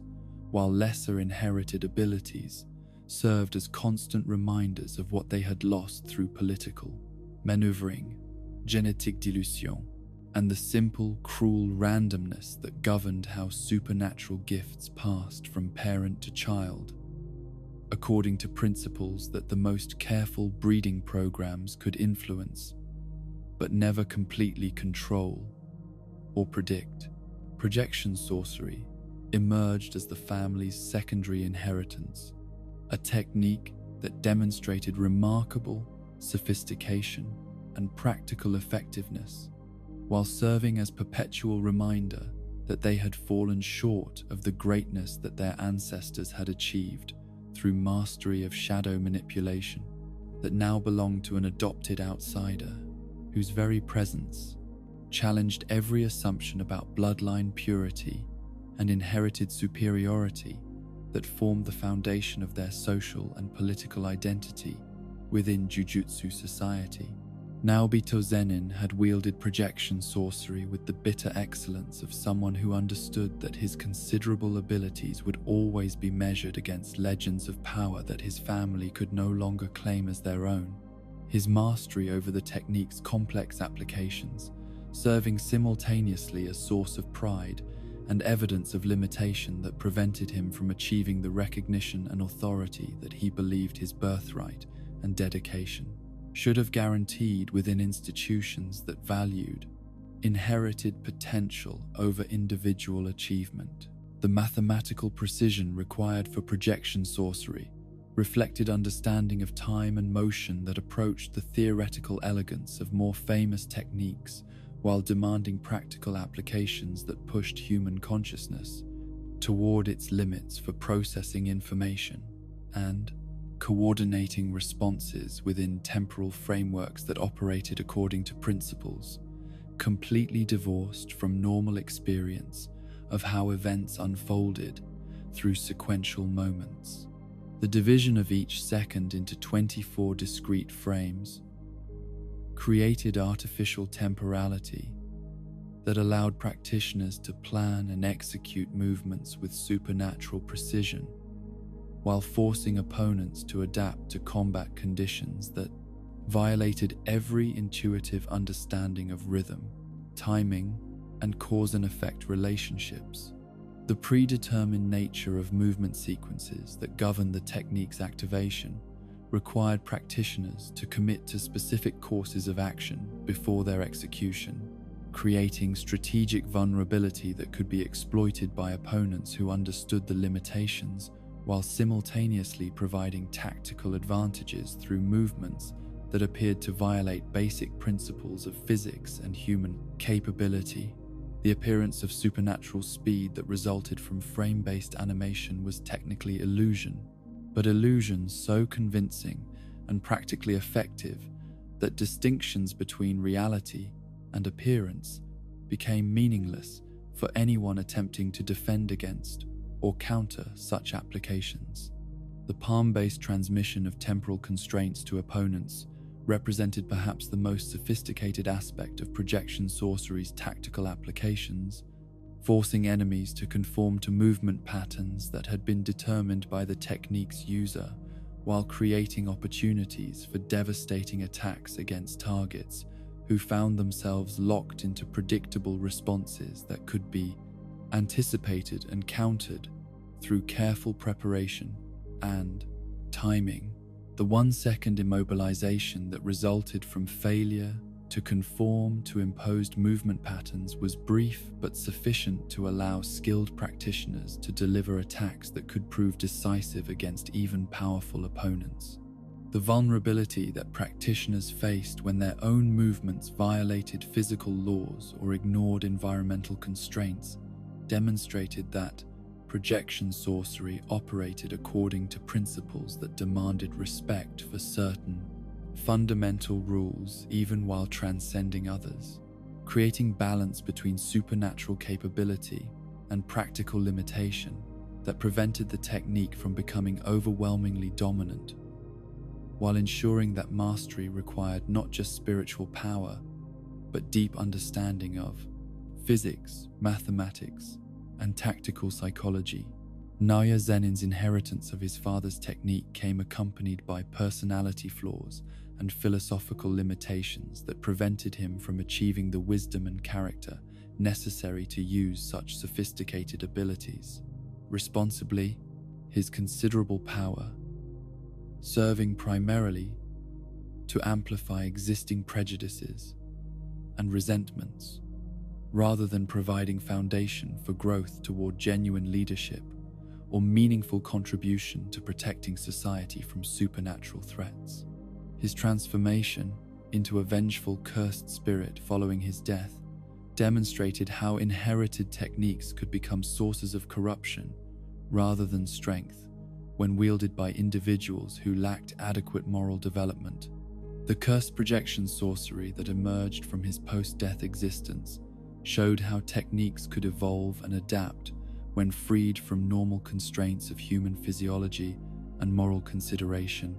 His enhanced speed and aggressive applications, reflecting the malevolent focus that characterized his supernatural resurrection, while maintaining the mathematical precision that had defined the technique throughout its development within Zenin family traditions. The acceleration mode that he developed as a cursed spirit demonstrated innovation born from desperate need to prove superiority that had eluded him during his human existence. But the broader lesson that the Zenin family's relationship with inherited techniques provided was about the dangers of allowing social status and political power to become too closely associated with supernatural ability, creating systems where individual worth was determined primarily by genetic inheritance rather than character, wisdom, or dedication to principles that transcended personal advancement or family pride.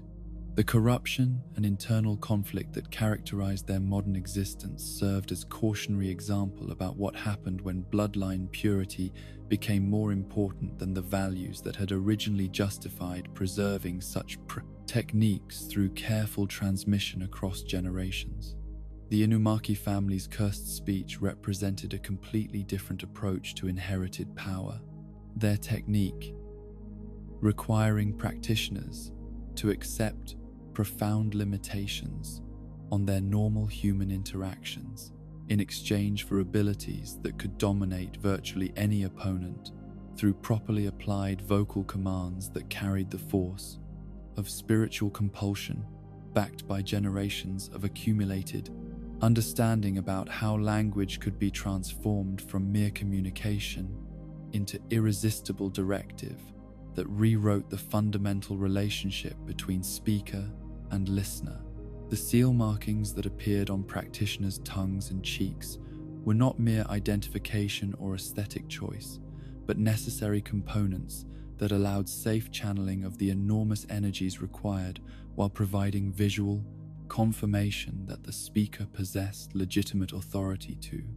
wield techniques that could easily cause catastrophic accidents if attempted by untrained individuals who lacked adequate understanding of the delicate balance between conscious intent and spiritual power that made controlled applications possible. The vocabulary limitations that cursed speech practitioners imposed upon themselves in casual conversation were practical necessity rather than arbitrary tradition. Their careful restriction to safe words like rice ball ingredients serving as constant reminder that every utterance carried potential to cause unintended harm to anyone within range who might accidentally hear commands that had been reinforced with cursed energy. The isolation that such constraints created was the price of wielding power that operated through one of humanity's most fundamental activities, transforming speech from natural expression into potentially lethal weapon that required constant vigilance and self-control. Toge Inumaki embodied the disciplined approach that successful cursed speech practitioners needed to develop. His quiet demeanor and careful communication, reflecting not antisocial tendencies or personal limitations, but profound understanding of the responsibilities that came with abilities that could compel obedience from virtually anyone, regardless of their own desires or better judgment. The cough medicine that he regularly consumed was practical necessity for maintaining vocal health under the physical stress that enhanced speech placed upon throat and vocal cord systems that had not evolved to channel supernatural energies. The versatility that cursed speech provided in tactical applications was balanced by energy costs that scaled dramatically with the complexity and scope of commands attempted. Simple instructions like stop or sleep, requiring relatively modest power expenditure, while more elaborate directives could drain even experienced practitioners to dangerous levels while risking vocal damage that might temporarily or permanently compromise their ability to use the technique effectively. The cursed tool alternatives that allowed non-Inumaki practitioners to access cursed speech capabilities demonstrated how inherited techniques could be adapted and shared while maintaining respect for the family traditions and accumulated wisdom that had made such development possible. The serpent eyes and fang tool that Yuta employed carried the same markings that appeared naturally on Inumaki family members while providing external focus for energy that would otherwise have required genetic inheritance to channel safely. The range limitations and power scaling that governed cursed speech effectiveness ensured that practitioners needed to develop tactical awareness and strategic thinking, rather than relying entirely on brute force applications of their brute force bayan. Inherited abilities, creating approaches to conflict resolution that emphasized precision and efficiency over overwhelming displays of power that might cause unnecessary collateral damage or expose the technique to analysis and counter-development by hostile forces. But perhaps the most significant aspect of Cursed Speech was what it revealed about the relationship between language and reality, demonstrating that properly applied words could transcend their normal function as symbols or communication to become direct manipulation of physical and spiritual forces that governed how consciousness interacted with the material world. The philosophical implications of such capabilities raised profound questions about free will, consent, and the ethical responsibilities of those who possessed abilities to override others' autonomy through supernatural compulsion. Ice formation represented inherited mastery over elemental forces that operated according to principles completely different from the psychological and social techniques that characterized other bloodline abilities. Uraume's control over temperature and crystalline structure, reflecting understanding of thermodynamics and molecular behavior that had been refined through generations of practitioners who had learned to channel their spiritual power through manipulation of phase transitions and thermal energy transfer, the absolute zero temperatures that advanced ice formation could achieve, created battlefield conditions that transcended normal categories of environmental manipulation toward fundamental alteration of physical laws within localized areas, making liquid nitrogen seem warm by comparison, while demonstrating how inherited techniques could provide access to forces that rivaled the most extreme natural phenomena, while maintaining precise control over their deployment and Bane's effects. The versatility of ice-based applications extended from delicate frost patterns that could provide reconnaissance and tracking capabilities to massive crystalline structures that could serve as barriers, weapons, or architectural elements depending on tactical requirements, and the practitioner's skill in manipulating both the formation process and the final structural properties of created materials. The ability to generate ice from ambient moisture meant that practitioners were rarely limited by available resources, while environmental conditions that might disadvantage other techniques often provided additional advantages for those who understood how to extract and manipulate water vapor. Frostcalm demonstrated how ice formation could be used for area denial and crowd control through applications that combined psychological pressure with physical threat, the expanding clouds of freezing mist, creating zones where opponents faced both immediate danger from temperature exposure and longer-term strategic disadvantage through reduced visibility and compromised mobility that could be exploited through follow-up attacks or tactical repositioning. Icefall showcased the technique's capacity for rapid environmental modification through applications that could transform entire landscapes while providing practitioners with high ground, defensive positions, and launching platforms for subsequent attacks that took advantage of altered battlefield geometry. The razor-sharp icicles that could be generated and controlled through mental direction provided long-range offensive capabilities that complemented the technique's more obvious defensive and environmental applications. The relationship between ice manipulation and broader questions of inherited power reflected themes that connected all bloodline techniques to fundamental questions about identity, responsibility, and the relationship between individual capability and collective welfare that had shaped Jujutsu society throughout its development from ancient spiritual practices toward modern institutional structures designed to channel supernatural abilities toward protection of human civilization from forces that sought its destruction. The loyalty that Uraume demonstrated towards Sukuna across centuries of existence revealed how inherited techniques could create connections that transcended normal temporal limitations while raising questions about whether such dedication represented admirable consistency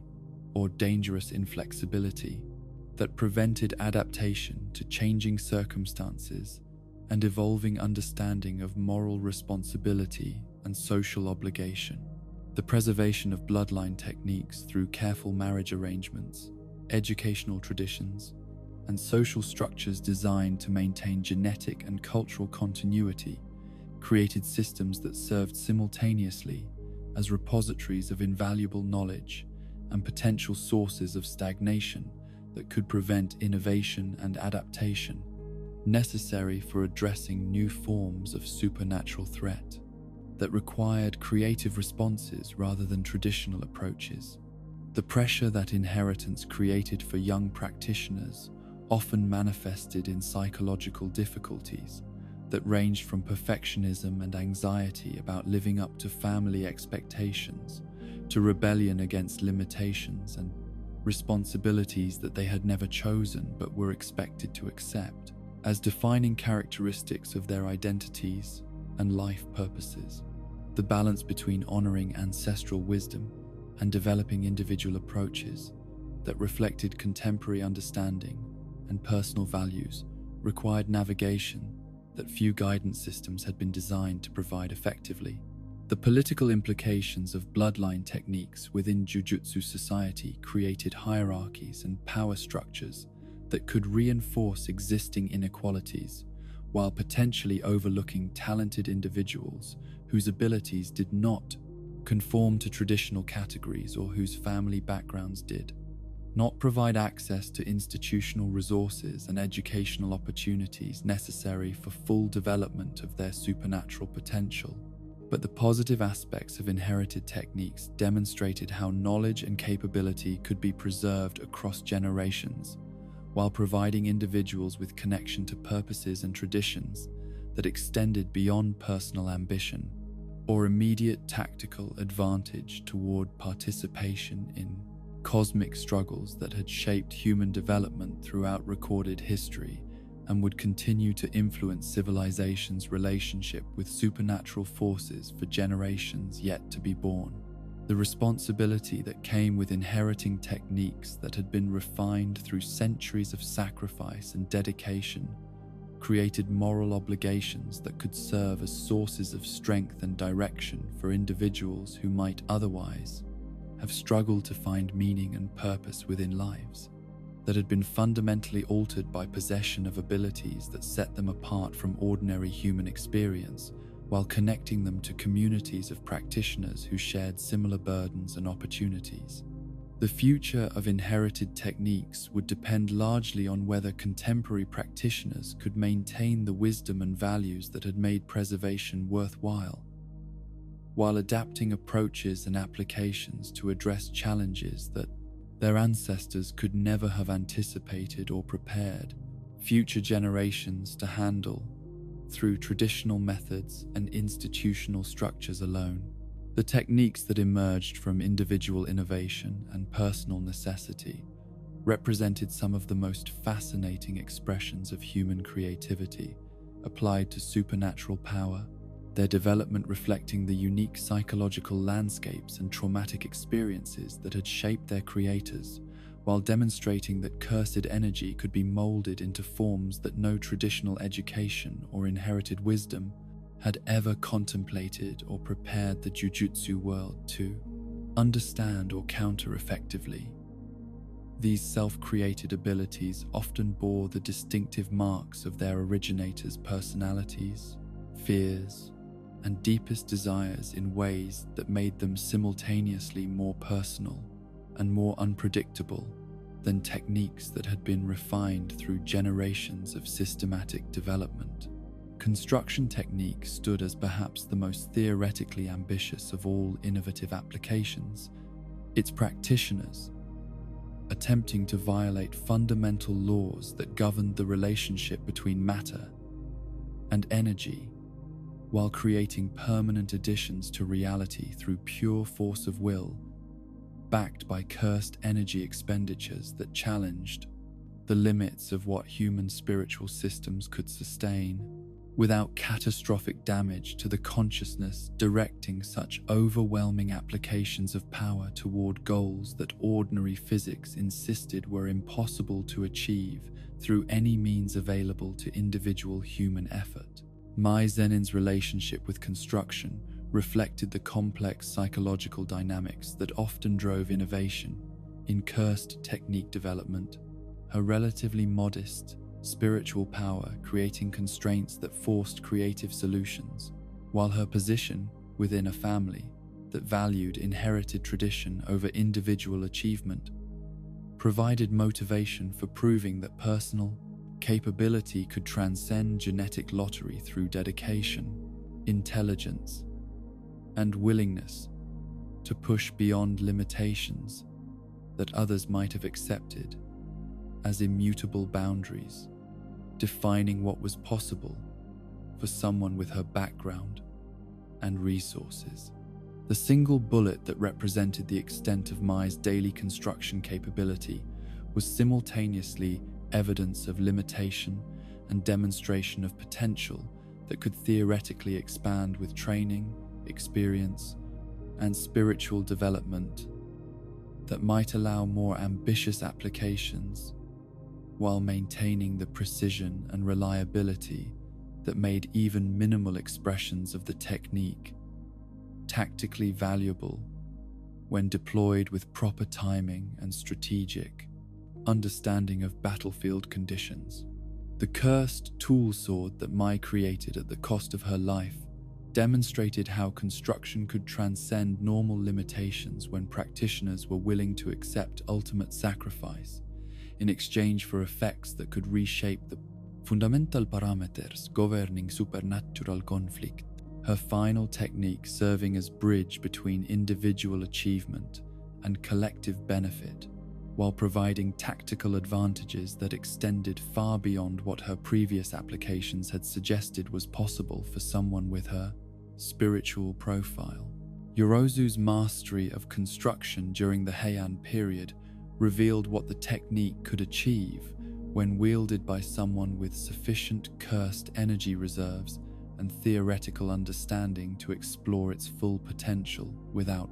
being constrained by modern institutional limitations or contemporary assumptions about what constituted reasonable applications of individual power towards strategic objectives that might require reshaping entire landscapes or creating permanent alterations to the basic structure of reality itself. The liquid metal that formed the foundation for Yorozu's advanced construction applications demonstrated how basic materials could be refined and enhanced through sustained spiritual manipulation while maintaining stability, coherence sufficient to serve as building blocks for increasingly complex creations that push the boundaries between technique and architecture, temporary effect and permanent installation, individual capability and environmental transformation that could influence entire regions for extended periods. The insect armor that emerged from her liquid metal foundation showcased how construction could create not just objects but integrated systems that combined multiple functions while providing their users with capabilities that transcended normal categories of equipment or enhancement, transforming the practitioner into something approaching a living mechanical system that operated according to principles derived from biological inspiration, refined through supernatural engineering approaches. The perfect sphere that represented construction's most mathematically elegant application created objects that existed at the intersection of theoretical geometry and practical physics, their absolute mathematical perfection translating into effects that approached the conceptual sophistication of techniques like hollow purple, while maintaining tangible reality that made them comprehensible and predictable in ways that purely energy-based attacks could never achieve. The infinite pressure generated by true spherical perfection demonstrated how construction could create effects that operated through mathematical principles rather than simple material properties, approaching the kind of reality manipulation that characterized the most advanced spatial techniques while maintaining the straightforward comprehensibility that made the technique accessible to practitioners who lacked the supernatural perception necessary for more abstract applications of cursed energy toward environmental control. Hiromi Higuruma's development of deadly sentencing reflected the profound influence that professional background and personal philosophy could have on cursed technique innovation. His legal training, providing conceptual framework that transformed abstract notions of justice and moral judgment into practical applications that could evaluate opponents' actions, while delivering consequences that reflected both individual culpability and cosmic principles of fairness that transcended normal categories of tactical advantage or strategic consideration. The courtroom domain that manifested deadly sentencing created environments where normal combat rules were suspended in favor of jurisprudential procedures that forced participants to engage with questions of guilt, innocence, and appropriate punishment, while providing the technique's user with advantages that derived from expertise in legal argumentation and procedural knowledge rather than simple spiritual power or physical capability. The judgment shikigami that presided over these supernatural legal proceedings represented externalization of moral authority that allowed the technique to operate according to principles that transcended personal bias or individual interpretation, while maintaining enough flexibility to address specific circumstances and mitigating factors that might influence appropriate responses to various forms of misconduct or criminal behavior that could be evaluated through properly conducted supernatural jurisprudence. The death penalty that represented the most severe consequence available through deadly sentencing demonstrated how innovative techniques could create effects that rivaled or exceeded those achieved through more traditional approaches, while operating through completely different philosophical frameworks that emphasize justice and moral accountability, rather than simple elimination of threats through overwhelming applications of destructive force. The confiscation abilities that complemented the technique's judgmental functions provided tactical advantages that could neutralize opponents' capabilities while serving educational purposes that might allow reformation and rehabilitation rather than simple punishment for individuals whose actions reflected ignorance or desperation rather than fundamental malevolence that could only be addressed through permanent removal from situations where they might cause additional harm. Fumihiko Takaba's comedian technique represented perhaps the most psychologically complex innovation ever documented within Jujutsu records. Its reality-warping capabilities dependent entirely on the practitioner's subjective assessment of what constituted humor, while demonstrating how cursed energy could be channeled through emotional states and aesthetic judgments that had no obvious connection to traditional concepts of spiritual power or supernatural manipulation.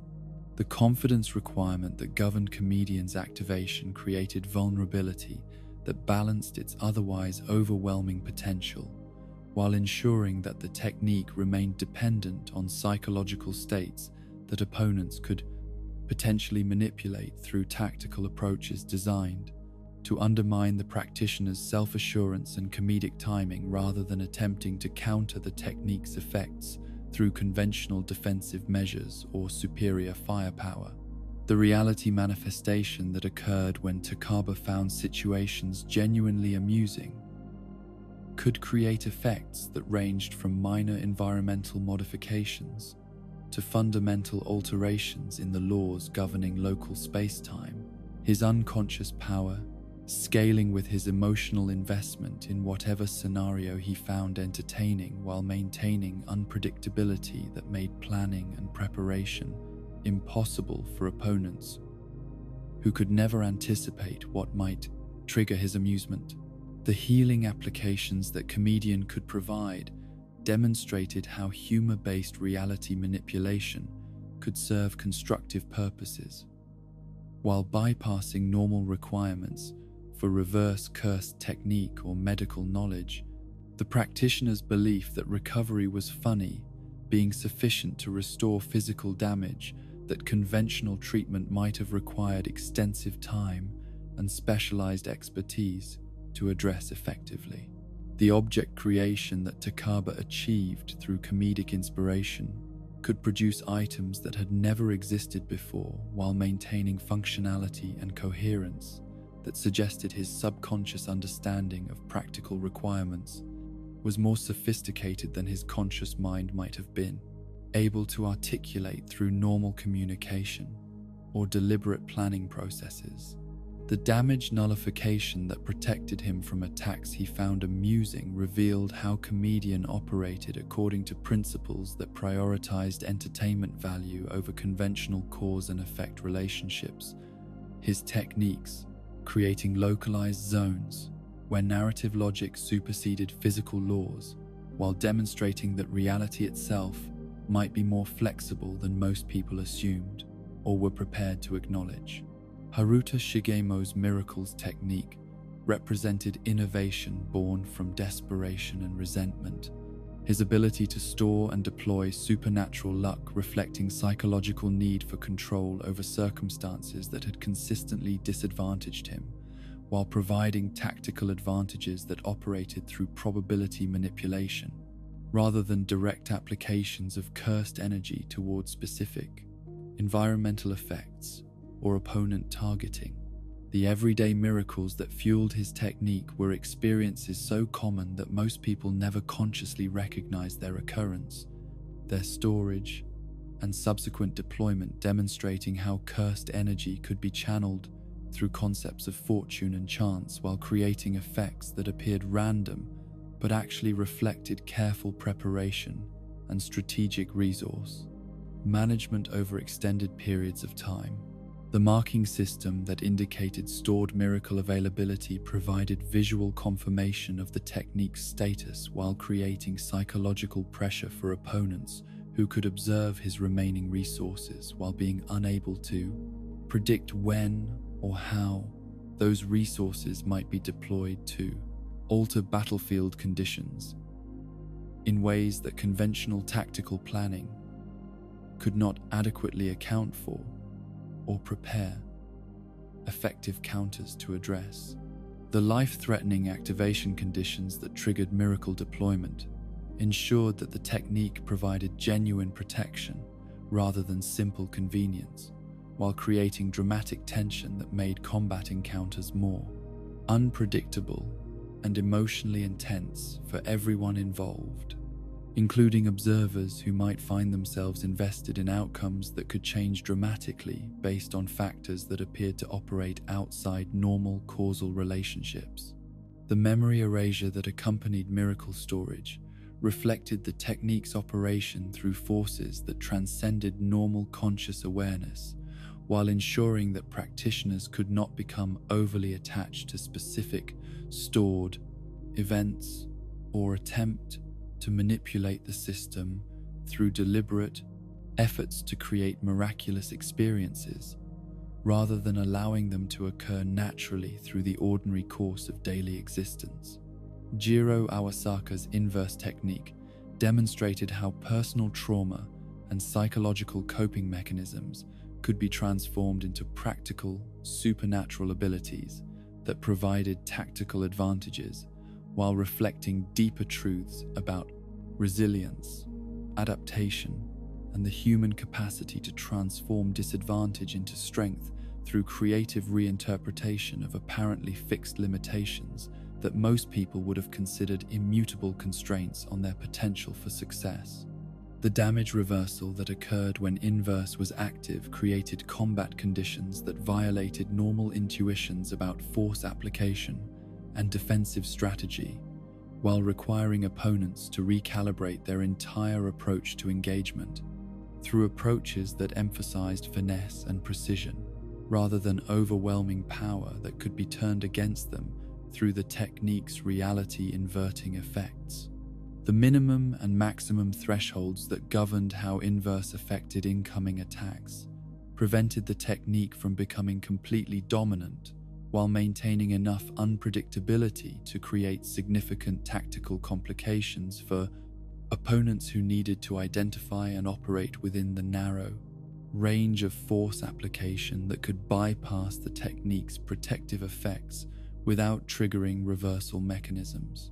The psychological impact of fighting someone whose defensive capabilities operated through principles that directly contradicted normal understanding of cause and effect often proved as valuable as the technique's practical benefits, creating doubt and hesitation that could be exploited through conventional attacks, while opponents struggled to adapt their strategies to accommodate supernatural mechanics that challenged fundamental assumptions about how conflict resolution should proceed. These innovative techniques shared common characteristics that revealed important truths about the relationship between individual psychology and cursed energy development, demonstrating that personal experience, professional background, and emotional needs could shape supernatural abilities in ways that reflected their creators' deepest concerns, while providing practical capabilities that addressed specific challenges or limitations that more traditional approaches had proven inadequate to handle effectively. The creativity required for successful technique innovation demanded willingness to experiment with approaches that had no precedent or established tradition of development, while accepting risks associated with exploring uncharted territory where mistakes could prove catastrophic for practitioners who lacked adequate guidance or support systems to help them navigate the psychological and spiritual dangers associated with creating new forms of supernatural power. The personal investment that characterized self-created techniques often made them more emotionally significant for their practitioners, while creating vulnerabilities that opponents could potentially exploit through psychological warfare designed to undermine confidence, challenge fundamental assumptions, or create doubt about the values and experiences that had motivated original development of innovative approaches to cursed energy application. The unpredictability that made innovative techniques tactically valuable also created strategic challenges for institutions and educational systems that needed to provide guidance and support for individuals whose abilities operated outside established categories while ensuring that their development remained aligned with broader social goals, rather than purely personal objectives that might conflict with collective welfare. The future of technique innovation would depend largely on whether Jujutsu society could maintain enough flexibility and openness to accommodate creative approaches, while preserving the wisdom and stability that traditional methods had provided throughout centuries of development and refinement, toward increasingly effective protection of human civilization from supernatural threats that continue to evolve and adapt in response to changing conditions. The techniques wielded by cursed spirits represented humanity's deepest fears given form and function, their abilities manifesting not through conscious development or inherited wisdom, but through the pure crystallization of negative emotions that had accumulated over centuries of human suffering, creating supernatural entities whose very existence challenged every assumption about the relationship between consciousness, morality, and the fundamental forces that governed reality itself. These beings operated according to principles that transcended normal categories of technique development, their powers emerging from malevolent essence rather than spiritual cultivation, making them simultaneously more predictable in their hatred and more dangerous in their complete absence of restraint or moral consideration. Mahito's mastery over idol transfiguration stood as perhaps the most philosophically horrifying technique ever documented within Jujutsu records, its applications striking directly at the fundamental question of what constituted individual identity, while demonstrating how consciousness could be manipulated and reshaped through forces that operated beyond the reach of normal protective measures or defensive capabilities. The technique's focus on soul manipulation rather than physical alteration made it uniquely terrifying because it attacked aspects of existence that most people never consciously considered vulnerable to external influence or hostile modification. The understanding that the shape of the body was dependent upon the shape of the soul provided Mahito with theoretical framework for applications that could transform any living being into configurations that violated every natural law governing biological development, while maintaining enough life force to sustain consciousness within forms that had been designed specifically to maximize suffering and psychological torment. The transfigured humans that resulted from his experiments served as living demonstrations of how completely cursed spirits could pervert the fundamental processes that gave meaning to existence itself. The philosophical implications of idol transfiguration extended far beyond its immediate tactical applications toward questions about the nature of consciousness, identity, and moral responsibility that challenged every assumption about what it meant to be human, while demonstrating how easily the boundaries between self and other, natural and artificial, voluntary and involuntary, could be dissolved through applications of power that operated according to principles completely divorced from human values or ethical considerations. The resistance that some individuals displayed to Mahito's technique reflected not just spiritual strength or technical capability, but fundamental alignment between consciousness and physical form that created internal coherence, strong enough to resist external attempts at modification, suggesting that true protection against soul manipulation required not just power, but integrated understanding of one's own essential nature that could withstand assault on the deepest levels of personal identity. Soul multiplicity demonstrated how idol transfiguration could be applied toward larger-scale effects that combined multiple consciousness streams while creating reactions that violated natural laws governing individual identity and spiritual coherence. The fusion process, generating energies that could be channeled toward offensive applications while serving as foundation for increasingly complex techniques that pushed the boundaries of what was possible through direct soul manipulation. Body Repel utilized the unstable energy generated by forced soul fusion to create overwhelming waves of transfigured entities that served simultaneously as weapons and shields, while demonstrating how individual suffering could be transformed into tactical advantages that operated through pure quantity rather than sophisticated technical application. The sheer horror of confronting dozens of malformed creatures, often proving more effective than any single devastating attack. Polymorphic soul isomer represented refinement of soul fusion techniques toward creating individual entities designed specifically for combat applications. Their incredible offensive capability, balanced by structural weaknesses that reflected the unstable foundation created by combining consciousness streams that had never been intended to coexist within single forms, making them devastatingly effective but inherently temporary solutions to tactical challenges. The instant spirit body of distorted killing that Mahito achieved during his final evolution demonstrated how cursed spirits could transcend their original limitations through deeper understanding of their own essential nature. His realization of what he truly represented, allowing him to access forms and capabilities that had remained dormant until he achieved complete philosophical alignment with his role as embodiment of humanity's capacity for cruelty toward itself. But perhaps the most disturbing aspect of Mahito's techniques was not their individual applications, but what they revealed about the psychological landscape that had given birth to such abilities, their existence serving as mirror, reflecting humanity's treatment of those who were different, weak, or inconvenient, while demonstrating how casual cruelty,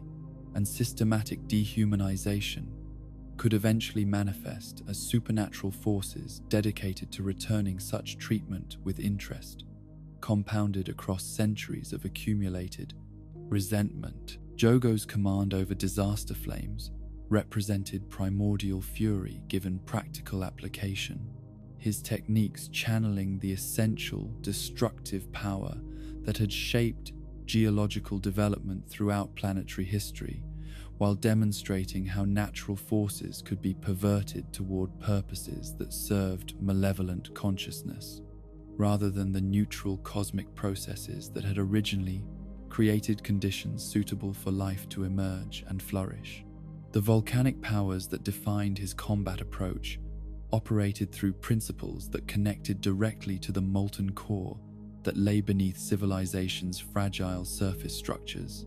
His ability to create miniature volcanoes, transforming any environment into extension of the hellish landscapes that existed in regions where tectonic forces made normal life impossible, while serving as constant reminder of how temporary and vulnerable human achievements were when measured against geological timescales. The ember insects that served as his initial combat application demonstrated how even minor expressions of his technique could prove devastating through accumulated effect and psychological pressure.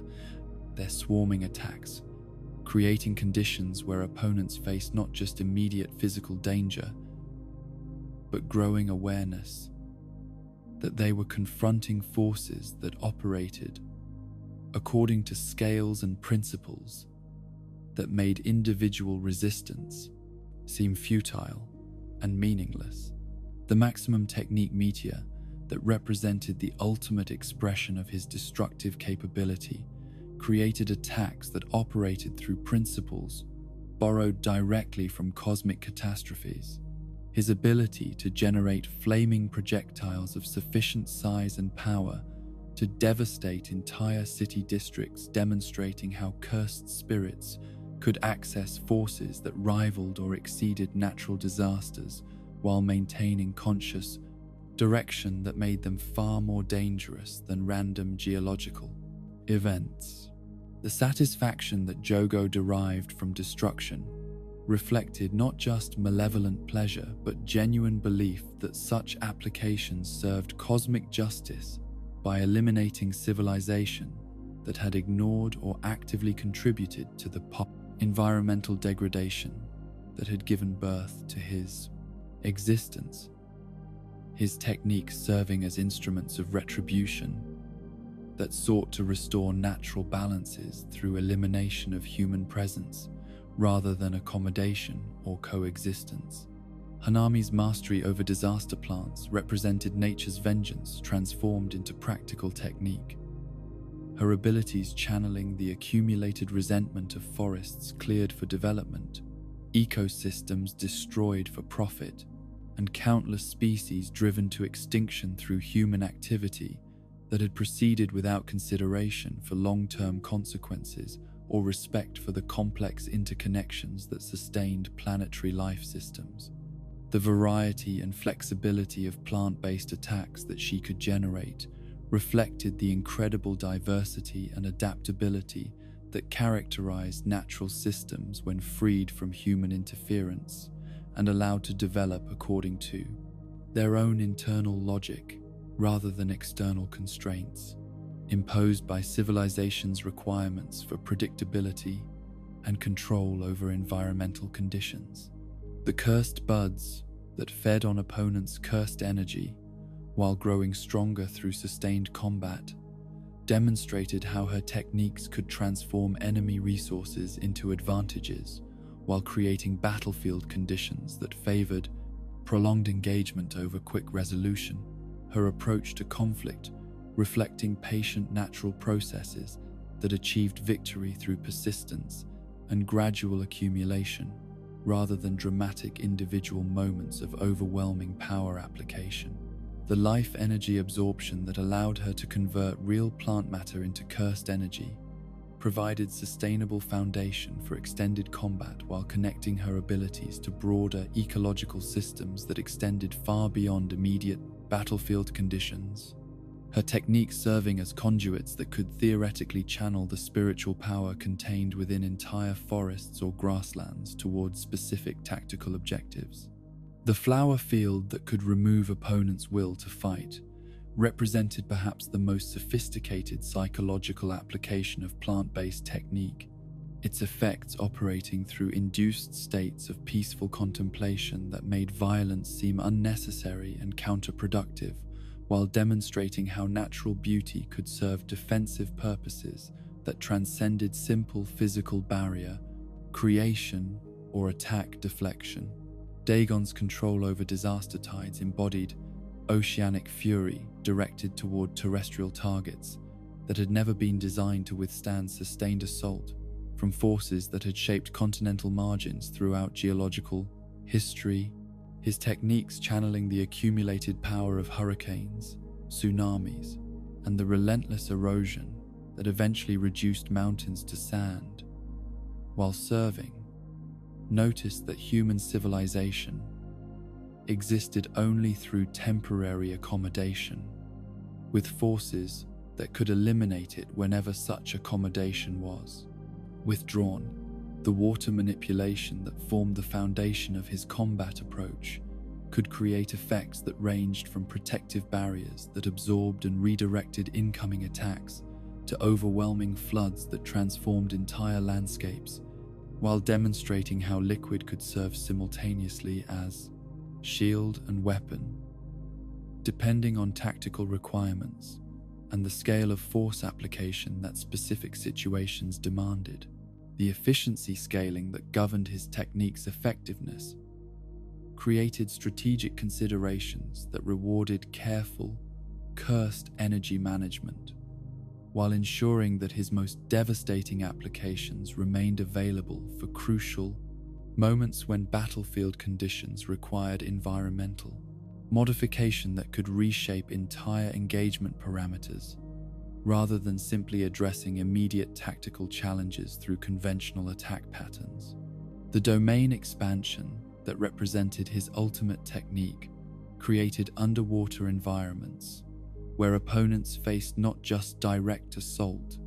but fundamental alteration of combat conditions that favored aquatic movement and pressure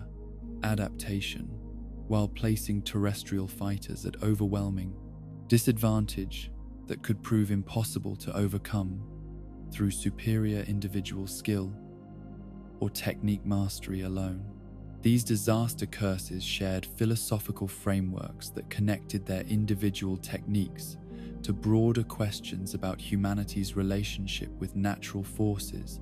that had been suppressed, ignored, or actively opposed through technological development and social organization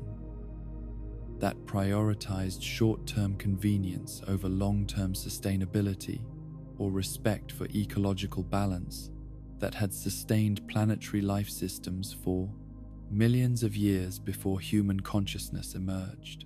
The special grade classification that all of these entities had achieved reflected not just their individual power levels, but their representation of collective human fears and guilt about environmental destruction, social cruelty,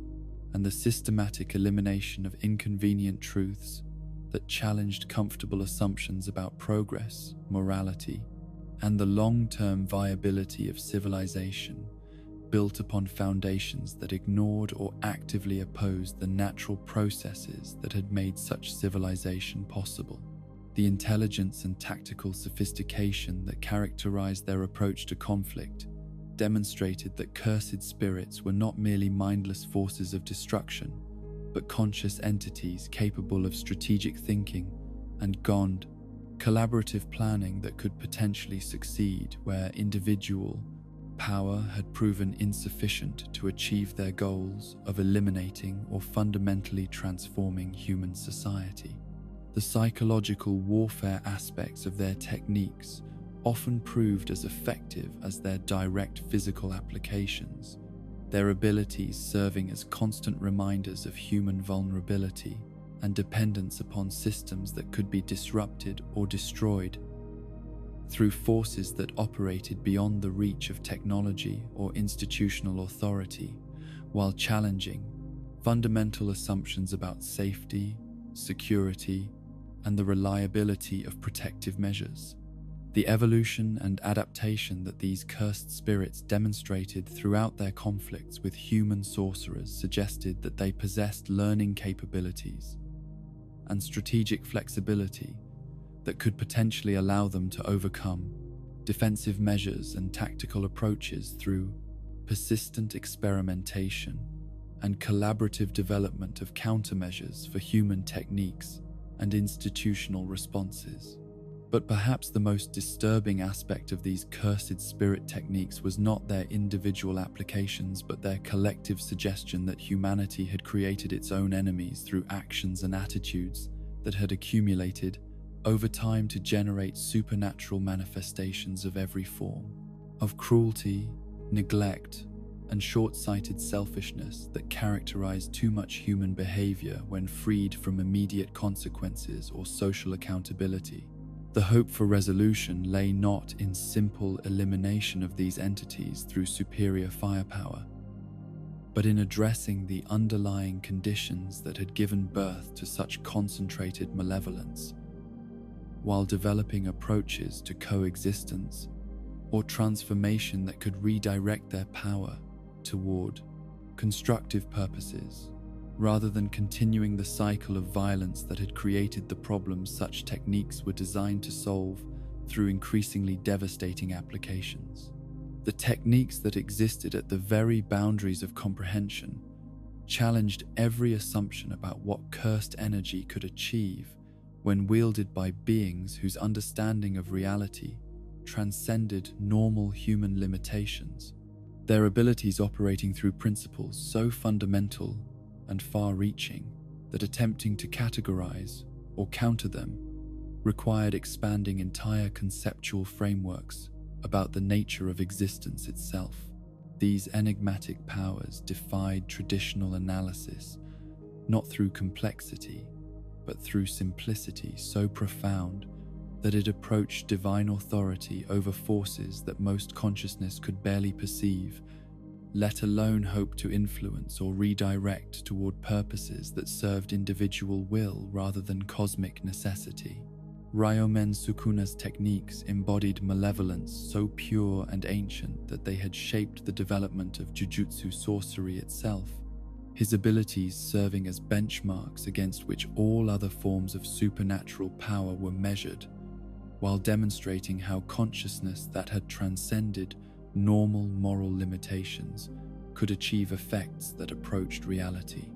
Manipulation through applications that operated beyond conventional categories of technique, classification, or theoretical understanding.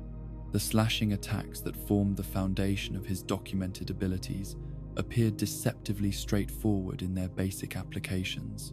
but their underlying mechanics suggested mastery over spatial relationships that rivaled even the most sophisticated inherited techniques, while maintaining efficiency and reliability that made them devastatingly effective regardless of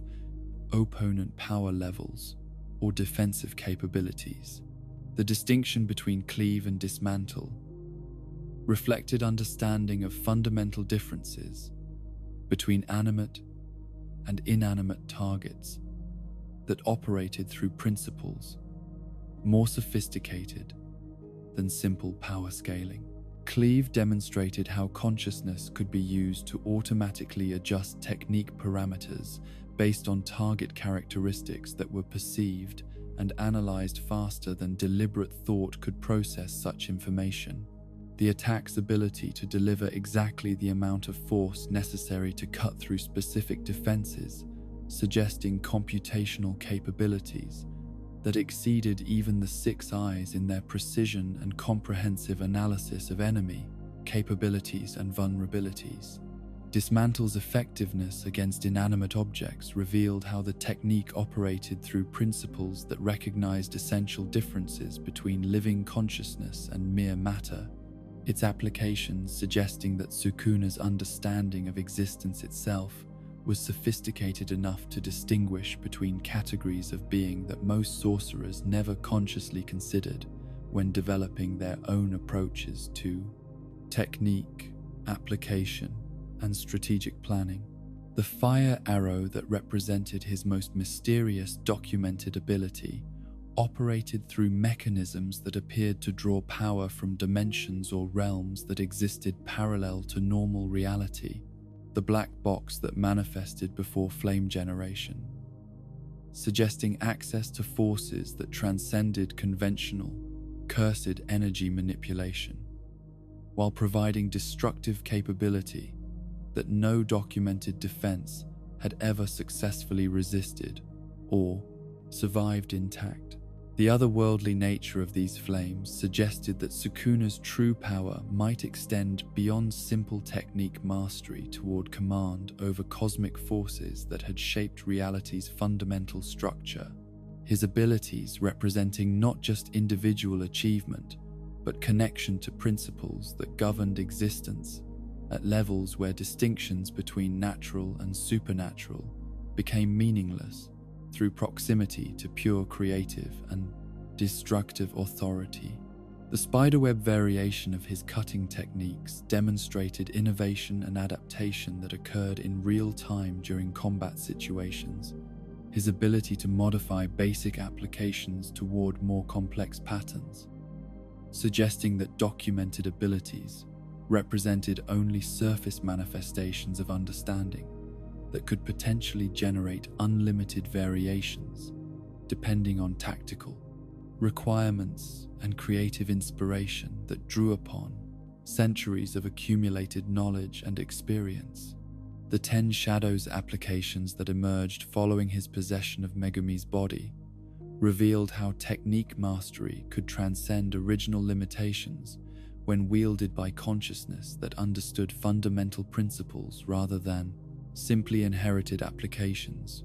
His summoning of previously unknown Shikigami, suggesting that traditional family techniques contained potential that had never been fully explored or developed by their original practitioners.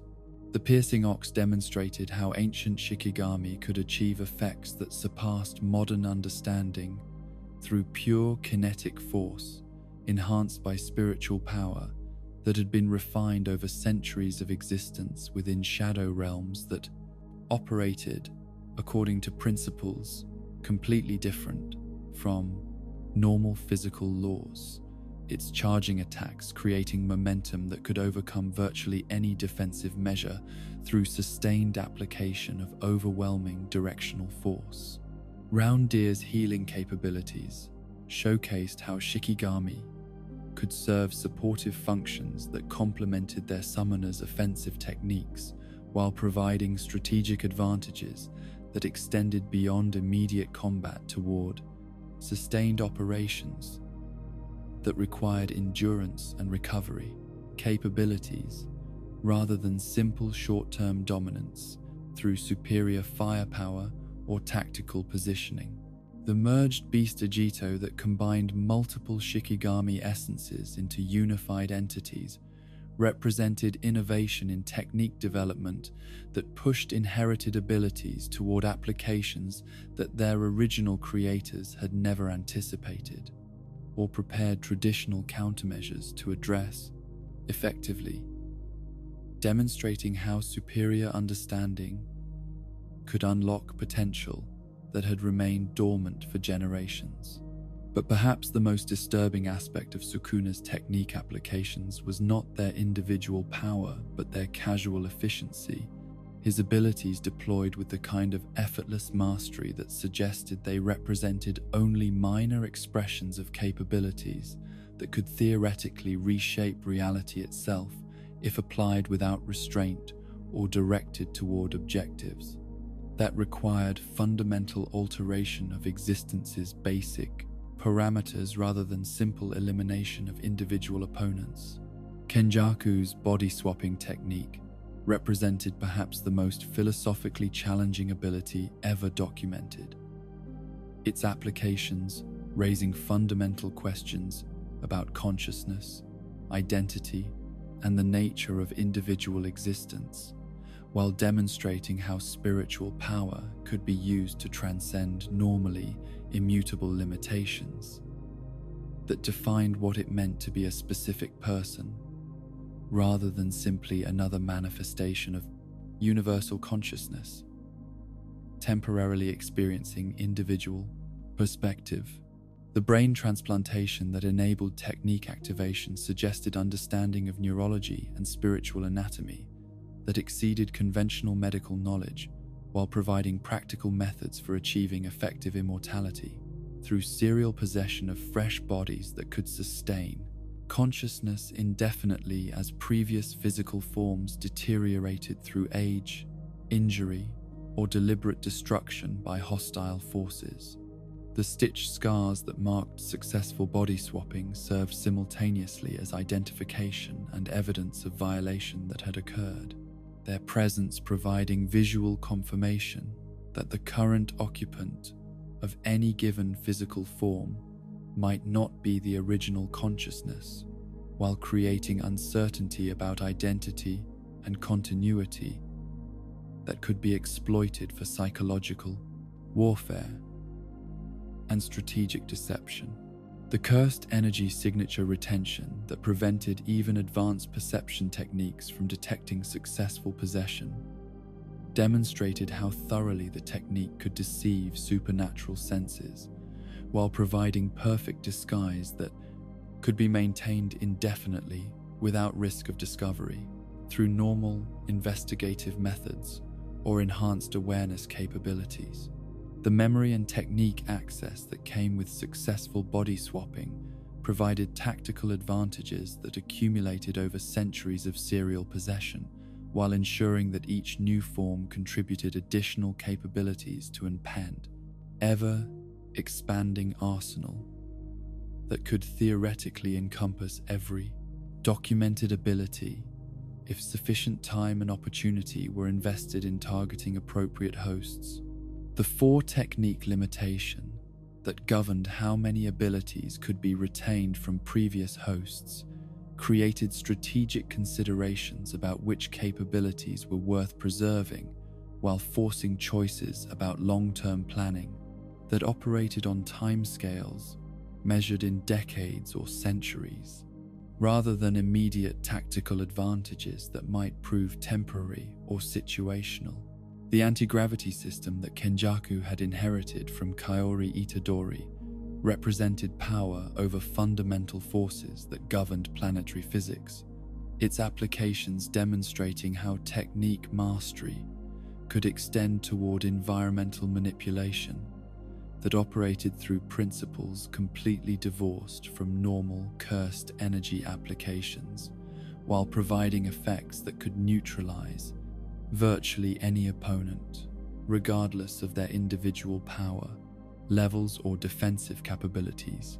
The reversal applications that created overwhelming gravitational pressure rather than weightless conditions showcased how inherited techniques could be enhanced and modified through superior understanding, while achieving results that far exceeded what original practitioners had accomplished through conventional applications of the same basic abilities. Master Tengen's immortality technique embodied concepts that challenged fundamental assumptions about time, mortality, and the relationship between consciousness and physical form. The ability to sustain individual existence across centuries of accumulated experience, while maintaining enough coherent identity to serve consistent purposes throughout periods that exceeded normal human conceptual frameworks for understanding personal continuity and development. The aging process that continued despite immortal status created conditions where eternal existence required periodic renewal through assimilation with specially prepared vessels, the star plasma vessel system, demonstrating how even the most advanced techniques operated within constraints that demanded careful planning and external cooperation to maintain effectiveness over extended periods. The barriers that represented Tengen's most visible contribution to Jujutsu society showcased how immortal consciousness could be directed toward protective purposes that benefited entire civilizations while requiring systematic maintenance and periodic reinforcement that connected individual technique mastery to collective welfare and long-term social stability. The evolution risk that made periodic renewal necessary revealed how even immortality contained inherent dangers that could transform protective forces into existential threats if not carefully managed through systems designed to preserve essential characteristics while preventing development toward forms that might no longer serve their original purposes. Angel's technique nullification represented perhaps the most fundamentally disruptive ability documented within Jujutsu records.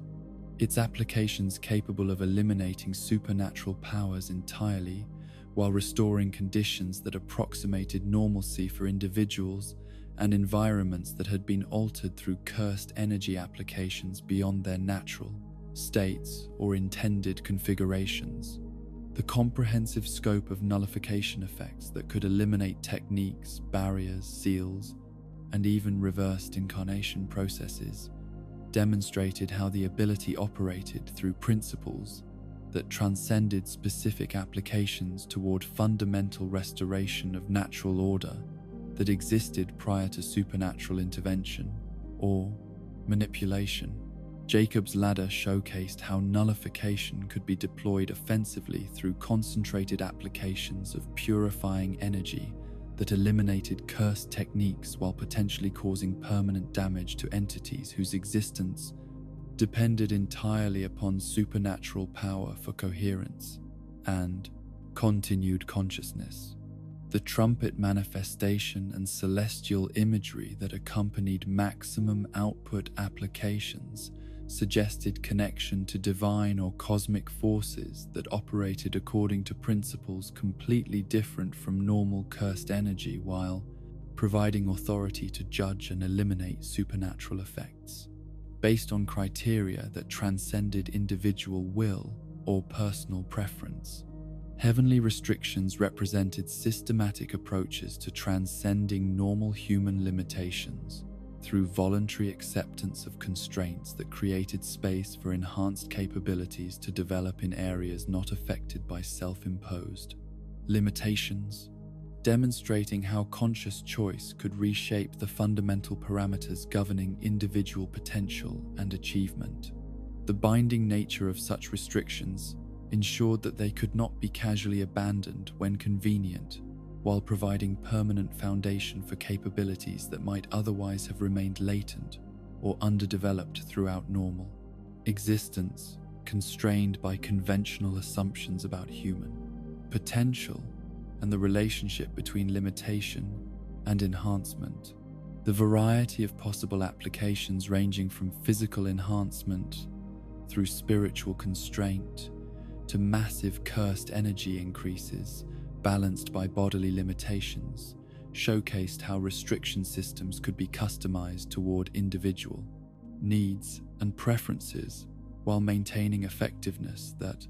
justified whatever sacrifices were required to achieve desired results. These enigmatic techniques shared characteristics that suggested their wielders had achieved understanding of existence that transcended normal categories of power and limitation while maintaining enough connection to individual consciousness to direct their abilities towards specific purposes, rather than dissolving entirely into cosmic forces that operated beyond personal will or intentional application. The rarity and difficulty of countering such abilities reflected not just their power levels, but their operation through principles that existed at the foundation of reality itself, making conventional resistance or defense inadequate, while demanding responses that matched their sophistication and scope, rather than simply overwhelming them through superior force application. The implications of such techniques for the future of Jujutsu society extended beyond immediate tactical considerations toward fundamental questions about the nature of power, consciousness, and the relationship between individual achievement and collective welfare that would need to be addressed as more practitioners achieved similar levels of understanding and capability. The wisdom required to wield such abilities responsibly demanded not just technical mastery but philosophical development that could maintain moral grounding while exercising authority over forces that could reshape civilization itself, depending on how they were directed and what purposes they were intended to serve through their application. The techniques that operated behind the scenes of every major jujutsu operation represented the invisible infrastructure that made heroic combat and dramatic confrontations possible, their practitioners serving as the foundation upon which more celebrated abilities could flourish,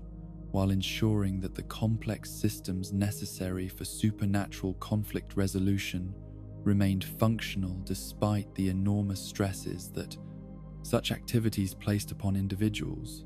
institutions, and the broader network of relationships that connected Jujutsu society to the ordinary world it existed to protect. Reverse curse technique stood as perhaps the most paradoxical and essential of all supernatural abilities, its applications transforming the fundamental nature of cursed energy from destructive force into healing power through inversions of spiritual polarity that required understanding of energy manipulation, so sophisticated that most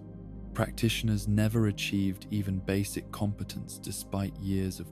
dedicated study and countless attempts to master principles that seemed to violate every intuitive assumption about how supernatural power was supposed to function according to traditional educational approaches. The complexity of achieving reversed energy flow demanded not just technical knowledge, but fundamental reconceptualization of what cursed energy represented at its core. Practitioners needing to understand their spiritual power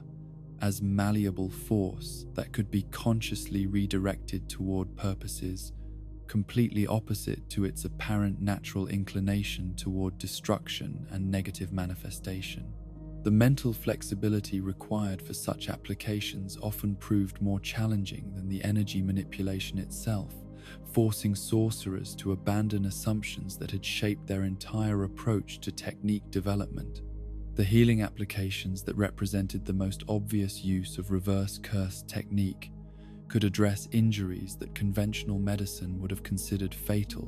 while restoring physical damage with efficiency that approached miraculous intervention. Practitioners able to regenerate lost limbs, repair catastrophic organ damage, and restore consciousness to individuals who had suffered trauma that should have resulted in permanent disability or death under normal circumstances. But the technique's capabilities extended far beyond simple medical applications toward restoration of spiritual systems that had been damaged through overexertion or hostile attack. Its energy reversal properties allowing practitioners to refresh their own cursed technique reserves through controlled damage and subsequent healing of the brain regions, where supernatural abilities were naturally encoded within human neurology. The self-destructive nature of technique restoration applications revealed both the power and the terrible cost of reverse curse technique mastery. Practitioners forced to deliberately injure their own consciousness in order to access healing that could restore capabilities that had been exhausted through sustained combat or excessive technique usage. The courage required to repeatedly damage one's own brain while maintaining enough clarity to direct healing energy towards specific neurological targets pushed human psychology toward limits that few individuals could sustain without permanent alteration of their fundamental relationship with their own mortality. The strategic value of reverse curse technique practitioners within any jujutsu operation extended far beyond their healing capabilities toward their role as force multipliers who could enable other sorcerers to operate at peak effectiveness for extended periods while providing insurance against casualties that might otherwise have proven catastrophic for mission success and unit morale. Shoko Ieri embodied the quiet competence that characterized the most effective support specialists, her medical knowledge providing theoretical foundation for healing applications, while her practical experience with supernatural injuries gave her insights into damage patterns and recovery protocols that purely academic training could never have developed adequately. The cigarettes that she smoked despite her medical background served as reminder that even those who dedicated their lives to preserving others needed methods for coping with the psychological stress of witnessing constant violence and trauma. The emotional detachment that medical professionals often developed as defense mechanism against overwhelming empathy was both necessary for effective function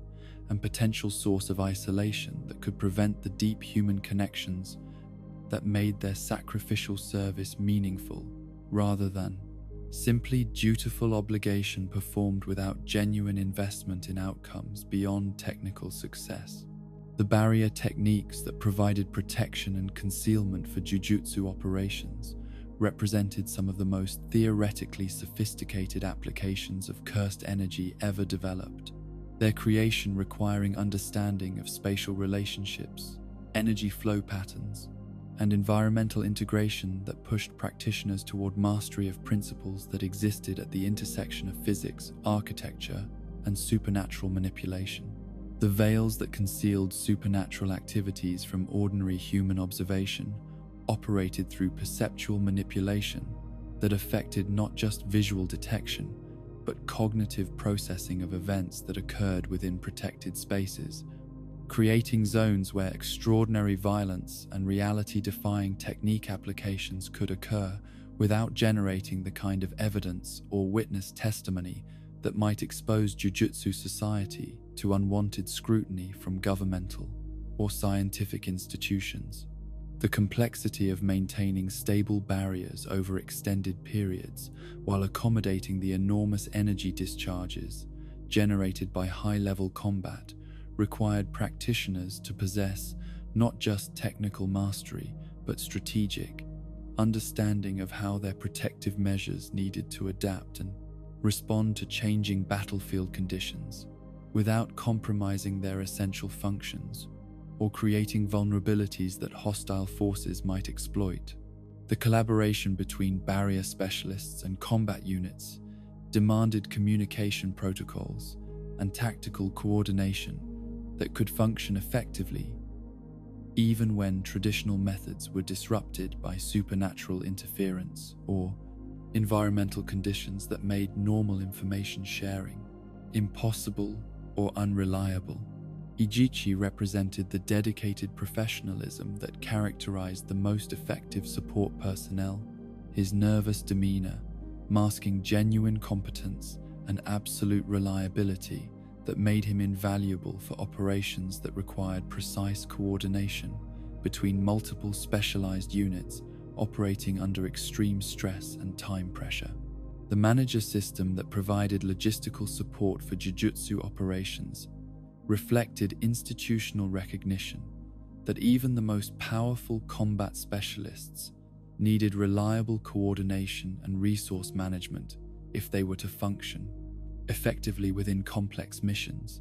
that required multiple forms of expertise and careful timing of various specialized contributions. Communication techniques that operated across dimensional barriers or through supernatural interference provided essential connectivity for operations that might otherwise have devolved into chaotic individual efforts without adequate coordination or mutual support among participants who needed to function as cohesive units, despite the isolating effects of combat stress and tactical complexity. The cursed tools that served as force multipliers for less powerful practitioners represented centuries of accumulated crafting, knowledge, and spiritual enhancement that transformed ordinary materials into implements capable of channeling and focusing cursed energy with efficiency that rivaled Natural technique mastery. While providing tactical options for individuals whose spiritual power alone might have proven inadequate for specific mission requirements, the research and development efforts that continued to produce new cursed tools demonstrated how traditional crafting techniques could be enhanced through contemporary understanding of materials, science, and energy manipulation, while maintaining respect for historical wisdom that had produced effective implements through trial and error across generations of dedicated artisans. The psychological support systems that helped Jujutsu sorcerers process the trauma and stress associated with their profession operated through both formal counseling protocols and informal peer relationships that provided outlets for emotions and experiences that civilian mental health professionals might lack adequate framework to understand or address effectively. The recognition that even exceptional individuals needed emotional support and psychological resources to maintain effectiveness over extended careers reflected growing institutional wisdom about the human costs of supernatural conflict and the importance of preserving not just physical capability, but mental health and spiritual well-being among practitioners whose work demanded constant exposure to violence and moral complexity. Transportation techniques that could rapidly deploy personnel and resources across vast distances provided strategic mobility that allowed Jujutsu forces to respond effectively to emerging threats while maintaining operational security, that prevented hostile forces from tracking movement patterns or predicting response capabilities based on observed deployment times and resource allocation. The coordination required for effective transportation operations demanded understanding of both supernatural techniques and conventional logistics, while ensuring that rapid deployment capabilities did not create vulnerabilities that enemies might exploit through strategic positioning or tactical preparation designed to counter expected response patterns. Medical facilities that specialized in treating supernatural injuries provided essential support infrastructure for operations that regularly produced casualties, requiring care that conventional hospitals could not provide, while maintaining security protocols that prevented exposure of Jujutsu society to medical professionals who lacked adequate clearance or preparation for dealing with patients whose injuries defied normal understanding. The training programs that prepared support personnel for their specialized roles required balancing technical education with psychological preparation for work environments, where ordinary assumptions about safety, predictability, and normal human capability were constantly challenged by circumstances that demanded flexibility and resilience beyond what most civilian occupations would ever require. The documentation and record-keeping systems that preserved institutional knowledge about techniques, threats, and effective response protocols served as repositories of accumulated wisdom that could inform future operations while providing reference materials for training programs and strategic planning sessions that needed access to comprehensive data about past successes and failures. The intelligence gathering and analysis capabilities that provided strategic information about emerging threats and hostile force capabilities operated through networks of human assets, supernatural surveillance techniques, and collaborative relationships with allied organizations that shared common interests in maintaining security and preventing catastrophic supernatural incidents. The equipment maintenance and supply systems that ensured reliable access to specialized tools and materials reflected understanding that even the most capable practitioners needed dependable equipment support if they were to function effectively during extended operations where equipment failure might prove fatal for individuals or catastrophic for mission success. These specialized and support techniques created the foundation that made dramatic combat achievements possible, while demonstrating that sustainable supernatural conflict resolution required not just individual heroism, but complex, institutional capabilities that could provide reliable support for personnel operating under extraordinary stress while maintaining effectiveness over extended periods of sustained threat response. The practitioners who dedicated their careers to such supporting roles often received less recognition than frontline combat specialists, but understood that their contributions were essential for maintaining the systems that protected human civilization from supernatural threats that could not be addressed through individual effort alone, regardless of how exceptional such individual capabilities might be. The future effectiveness of Jujutsu society would depend largely on continued development and refinement of these supporting capabilities, while ensuring that institutional priorities maintained adequate investment in infrastructure, personnel that enabled combat operations while providing career paths and professional recognition for specialists whose work was essential but often invisible to outside observers. The integration of traditional support techniques with contemporary technology and organizational methods would require careful balance between innovation and preservation of proven approaches, while adapting to changing threat environments and evolving understanding of how supernatural conflicts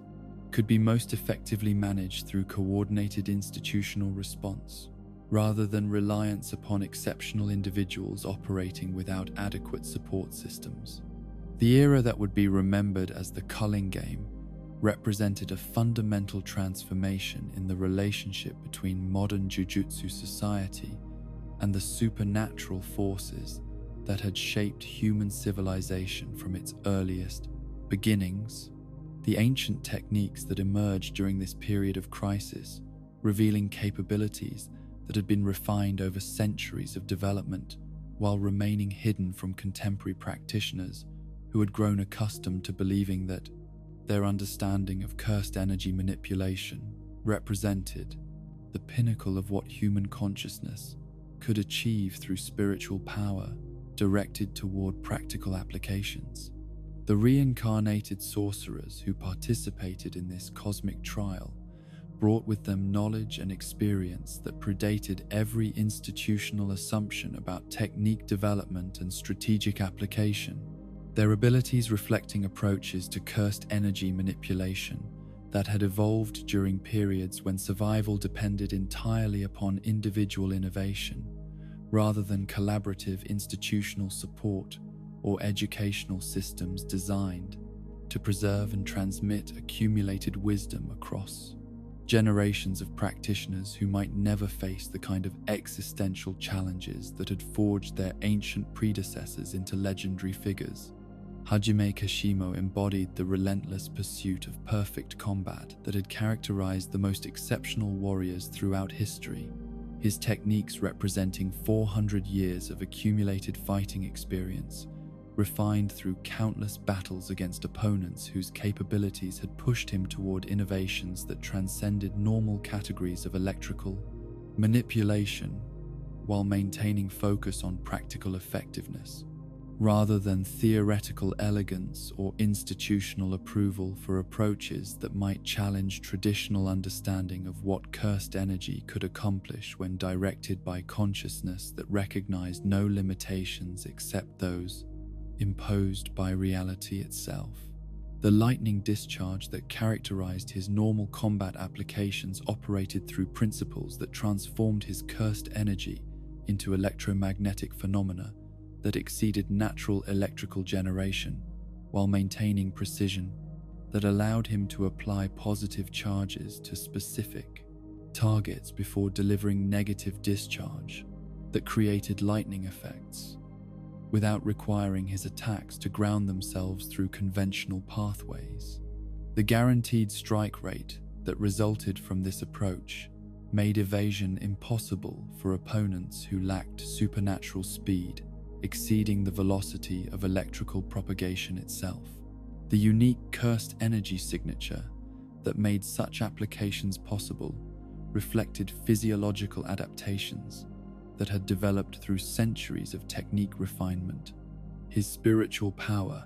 naturally carrying electrical properties that other practitioners would have needed to consciously generate, while he channeled them as easily as normal sorcerers manipulated basic cursed energy enhancement of physical capabilities or environmental interaction. But it was the mythical beast Amber that represented the true extent of Kashimo's capabilities, a release technique that sacrificed his continued existence in exchange for temporary transformation into something that transcended normal categories of human consciousness, while accessing electromagnetic effects that approached divine authority over forces that shaped matter at subatomic levels, where distinctions between energy and substance became meaningless through proximity to fundamental creative principles. The bodily reconstruction that activation required eliminated every limitation that normal physiology imposed upon cursed energy manipulation, while creating temporary states of existence that operated according to principles completely different from biological life. His consciousness, expanding to encompass direct control over electromagnetic phenomena that could vaporize matter through focused radiation, while optimizing neural activity beyond levels that carbon-based consciousness could normally sustain. The irreversible nature of this technique reflected understanding that some forms of power could only be accessed through complete commitment that eliminated all possibility of retreat or reconsideration, the price of transcendent capability being the abandonment of individual existence in favor of temporary merger with cosmic forces that operated beyond personal will or survival instinct. Charles Bernard's G Warstaff technique demonstrated how contemporary knowledge and creative passion could be channeled into supernatural applications that drew upon modern media and artistic expression rather than traditional spiritual practices or inherited wisdom. His abilities reflecting the relationship between imagination and reality that characterized artistic creation, while providing practical advantages that operated through manipulation of temporal perception rather than direct physical or energy-based attacks. The manga-inspired nature of his technique revealed how cultural evolution and technological development could influence cursed energy manifestation in ways that previous generations had never anticipated. His abilities drawing upon narrative conventions and visual storytelling methods that had emerged through mass media rather than ancient spiritual traditions or formal jujutsu education systems. The cursed tool integration that made his technique possible showcased how conventional implements could be enhanced through spiritual power while maintaining their original cultural associations and symbolic meaning, the pen-shaped spear serving simultaneously as weapon and artistic instrument that connected his combat applications to his identity as creative professional rather than traditional warrior or institutional sorcerer. The blood requirement that enabled technique activation created tactical vulnerability that opponents could exploit while providing thematic connection to artistic creation that often demanded personal sacrifice or emotional investment that went beyond mere technical skill or professional competence. His ability to perceive future moments requiring literal investment of his life essence in exchange for strategic advantages. The temporal scope of his predictive capabilities scaled with the amount of blood he could obtain from opponents, creating strategic incentives for sustained engagement rather than quick elimination, while demonstrating how technique effectiveness could be enhanced through accumulated investment rather than simple power application or tactical pride. Surprise. Ryu Ishigori represented pure expression of cursed energy manipulation, stripped of theoretical complexity or strategic subtlety, his techniques embodying straightforward approaches to overwhelming opponents through applications of raw power that exceeded normal limits, while maintaining enough control to direct such energy towards specific targets rather than simply creating indiscriminate destruction that might serve psychological warfare purposes, but failed to achieve tactical objectives efficiently. The cursed energy discharge that defined his combat approach could be modified to serve various tactical requirements, while maintaining core functionality that transformed spiritual power into directed destructive force without requiring complex technique, development, or sophisticated understanding of energy manipulation principles. Beyond basic charging, aiming, and release procedures that most practitioners could theoretically master given sufficient cursed energy reserves. The charging mechanism that governed his technique's effectiveness created strategic considerations about timing and positioning, while providing opponents with warning that could be exploited by those who understood how to use preparation time to their tactical advantage rather than simply attempting to interrupt charging processes that were protected by his overwhelming spiritual power reserves. The granite blast that represented his maximum technique output could devastate entire city blocks, while demonstrating how individual cursed energy capacity could approach levels that rivaled natural disasters in their destructive potential. His applications serving as benchmarks for measuring what human consciousness could theoretically achieve through pure spiritual power directed toward elimination of resistance rather than complex manipulation of environmental conditions or opponent capabilities. The largest cursed energy output documented during the culling game reflected not just individual achievement, but the theoretical ceiling for what normal human physiology could sustain while channeling supernatural forces, his capabilities serving as reference point for understanding the practical limits that constrained even the most exceptional practitioners within boundaries that prevented complete transcendence of biological limitations. Takako Uro's sky manipulation technique demonstrated how abstract concepts could be transformed into practical applications through understanding that transcended normal categories of environmental interaction. Her abilities, treating intangible atmospheric conditions as manipulable substances that could serve structural and tactical functions normally reserved for solid materials or liquid mediums that possessed obvious physical properties. The 400 years of accumulated resentment that informed her approach to combat reflected psychological damage that had been sustained through experiences with political betrayal and social injustice,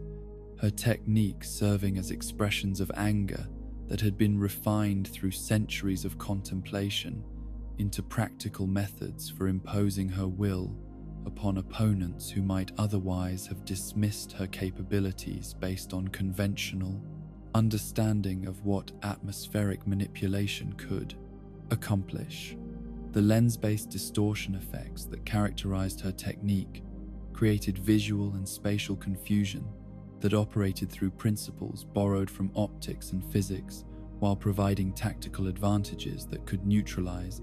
opponents' sensory advantages or directional attacks through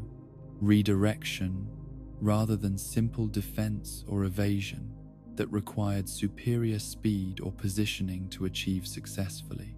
Thin Icebreaker represented innovation in technique application that transformed defensive redirection into offensive force multiplication. Her ability to shatter manipulated atmospheric surfaces, creating impact effects that exceeded the original force, while demonstrating how environmental manipulation could serve both protective and aggressive purposes depending on tactical, timing, and strategic positioning relative to opponent attacks. The cultural associations that connected her technique to traditional concepts of celestial authority and divine mandate reflected historical periods when atmospheric phenomena were interpreted as expressions of cosmic will rather than natural processes governed by physical laws that could be studied and predicted through scientific observation and mathematical modeling. These culling game innovations shared characteristics that revealed how extreme circumstances could accelerate technique development, while forcing practitioners to explore applications that might never have been attempted under normal conditions, where institutional support and collaborative learning could provide alternative solutions to challenges that individual capability alone might have proven inadequate to address effectively. The life or death stakes that governed culling game participation eliminated conservative approaches to technique development, while creating incentives for experimentation that might have proven too dangerous to attempt during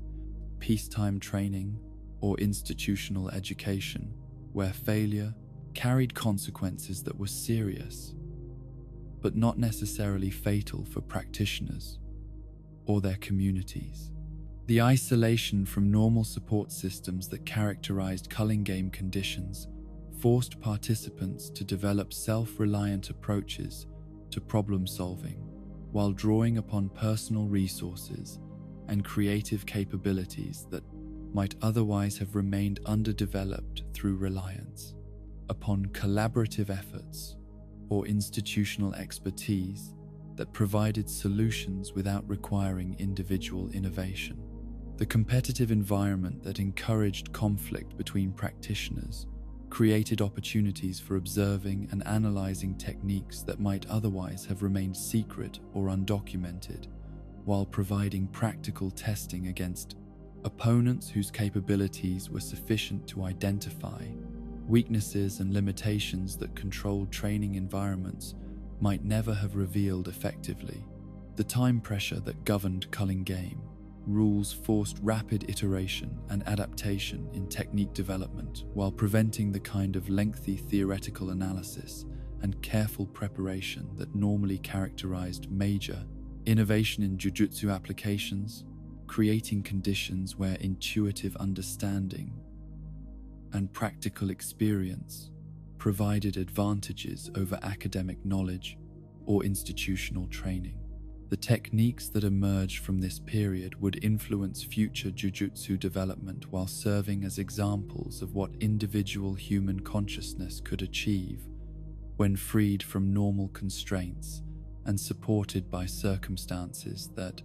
demanded transcendence of previous limitations through creativity, determination, and willingness to risk everything in pursuit of capabilities that exceeded what conventional wisdom suggested was possible for practitioners operating without adequate institutional support or collaborative resources. The lessons learned from observing these innovations would inform training programs and strategic planning for generations, while providing inspiration for practitioners who might otherwise have accepted their apparent limitations as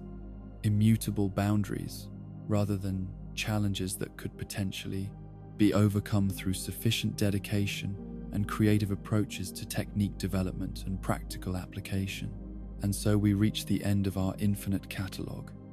having traced every manifestation of cursed energy that human consciousness has ever shaped into technique, every expression of will made manifest through spiritual power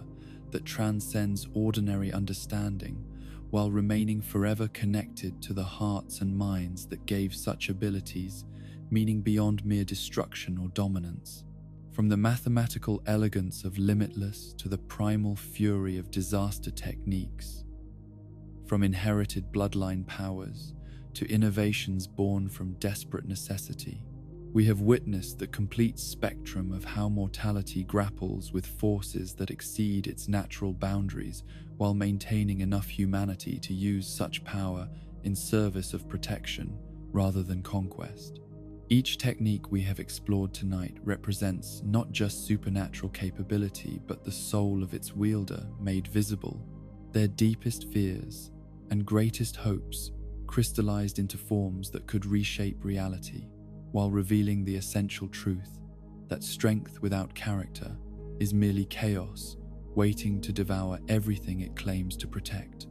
The practitioners who mastered these abilities understood that true power lies not in the techniques themselves, but in the wisdom that guides their application. the compassion that restrains their deployment, and the connections that give their sacrifice meaning. Rest now in the knowledge that somewhere in the vast catalogue of human potential, there exists a technique for every need, a power for every purpose, an ability that reflects every aspect of what makes consciousness precious enough to preserve against the darkness that would consume it. Close your eyes and let the infinite possibilities embrace you in peaceful sleep.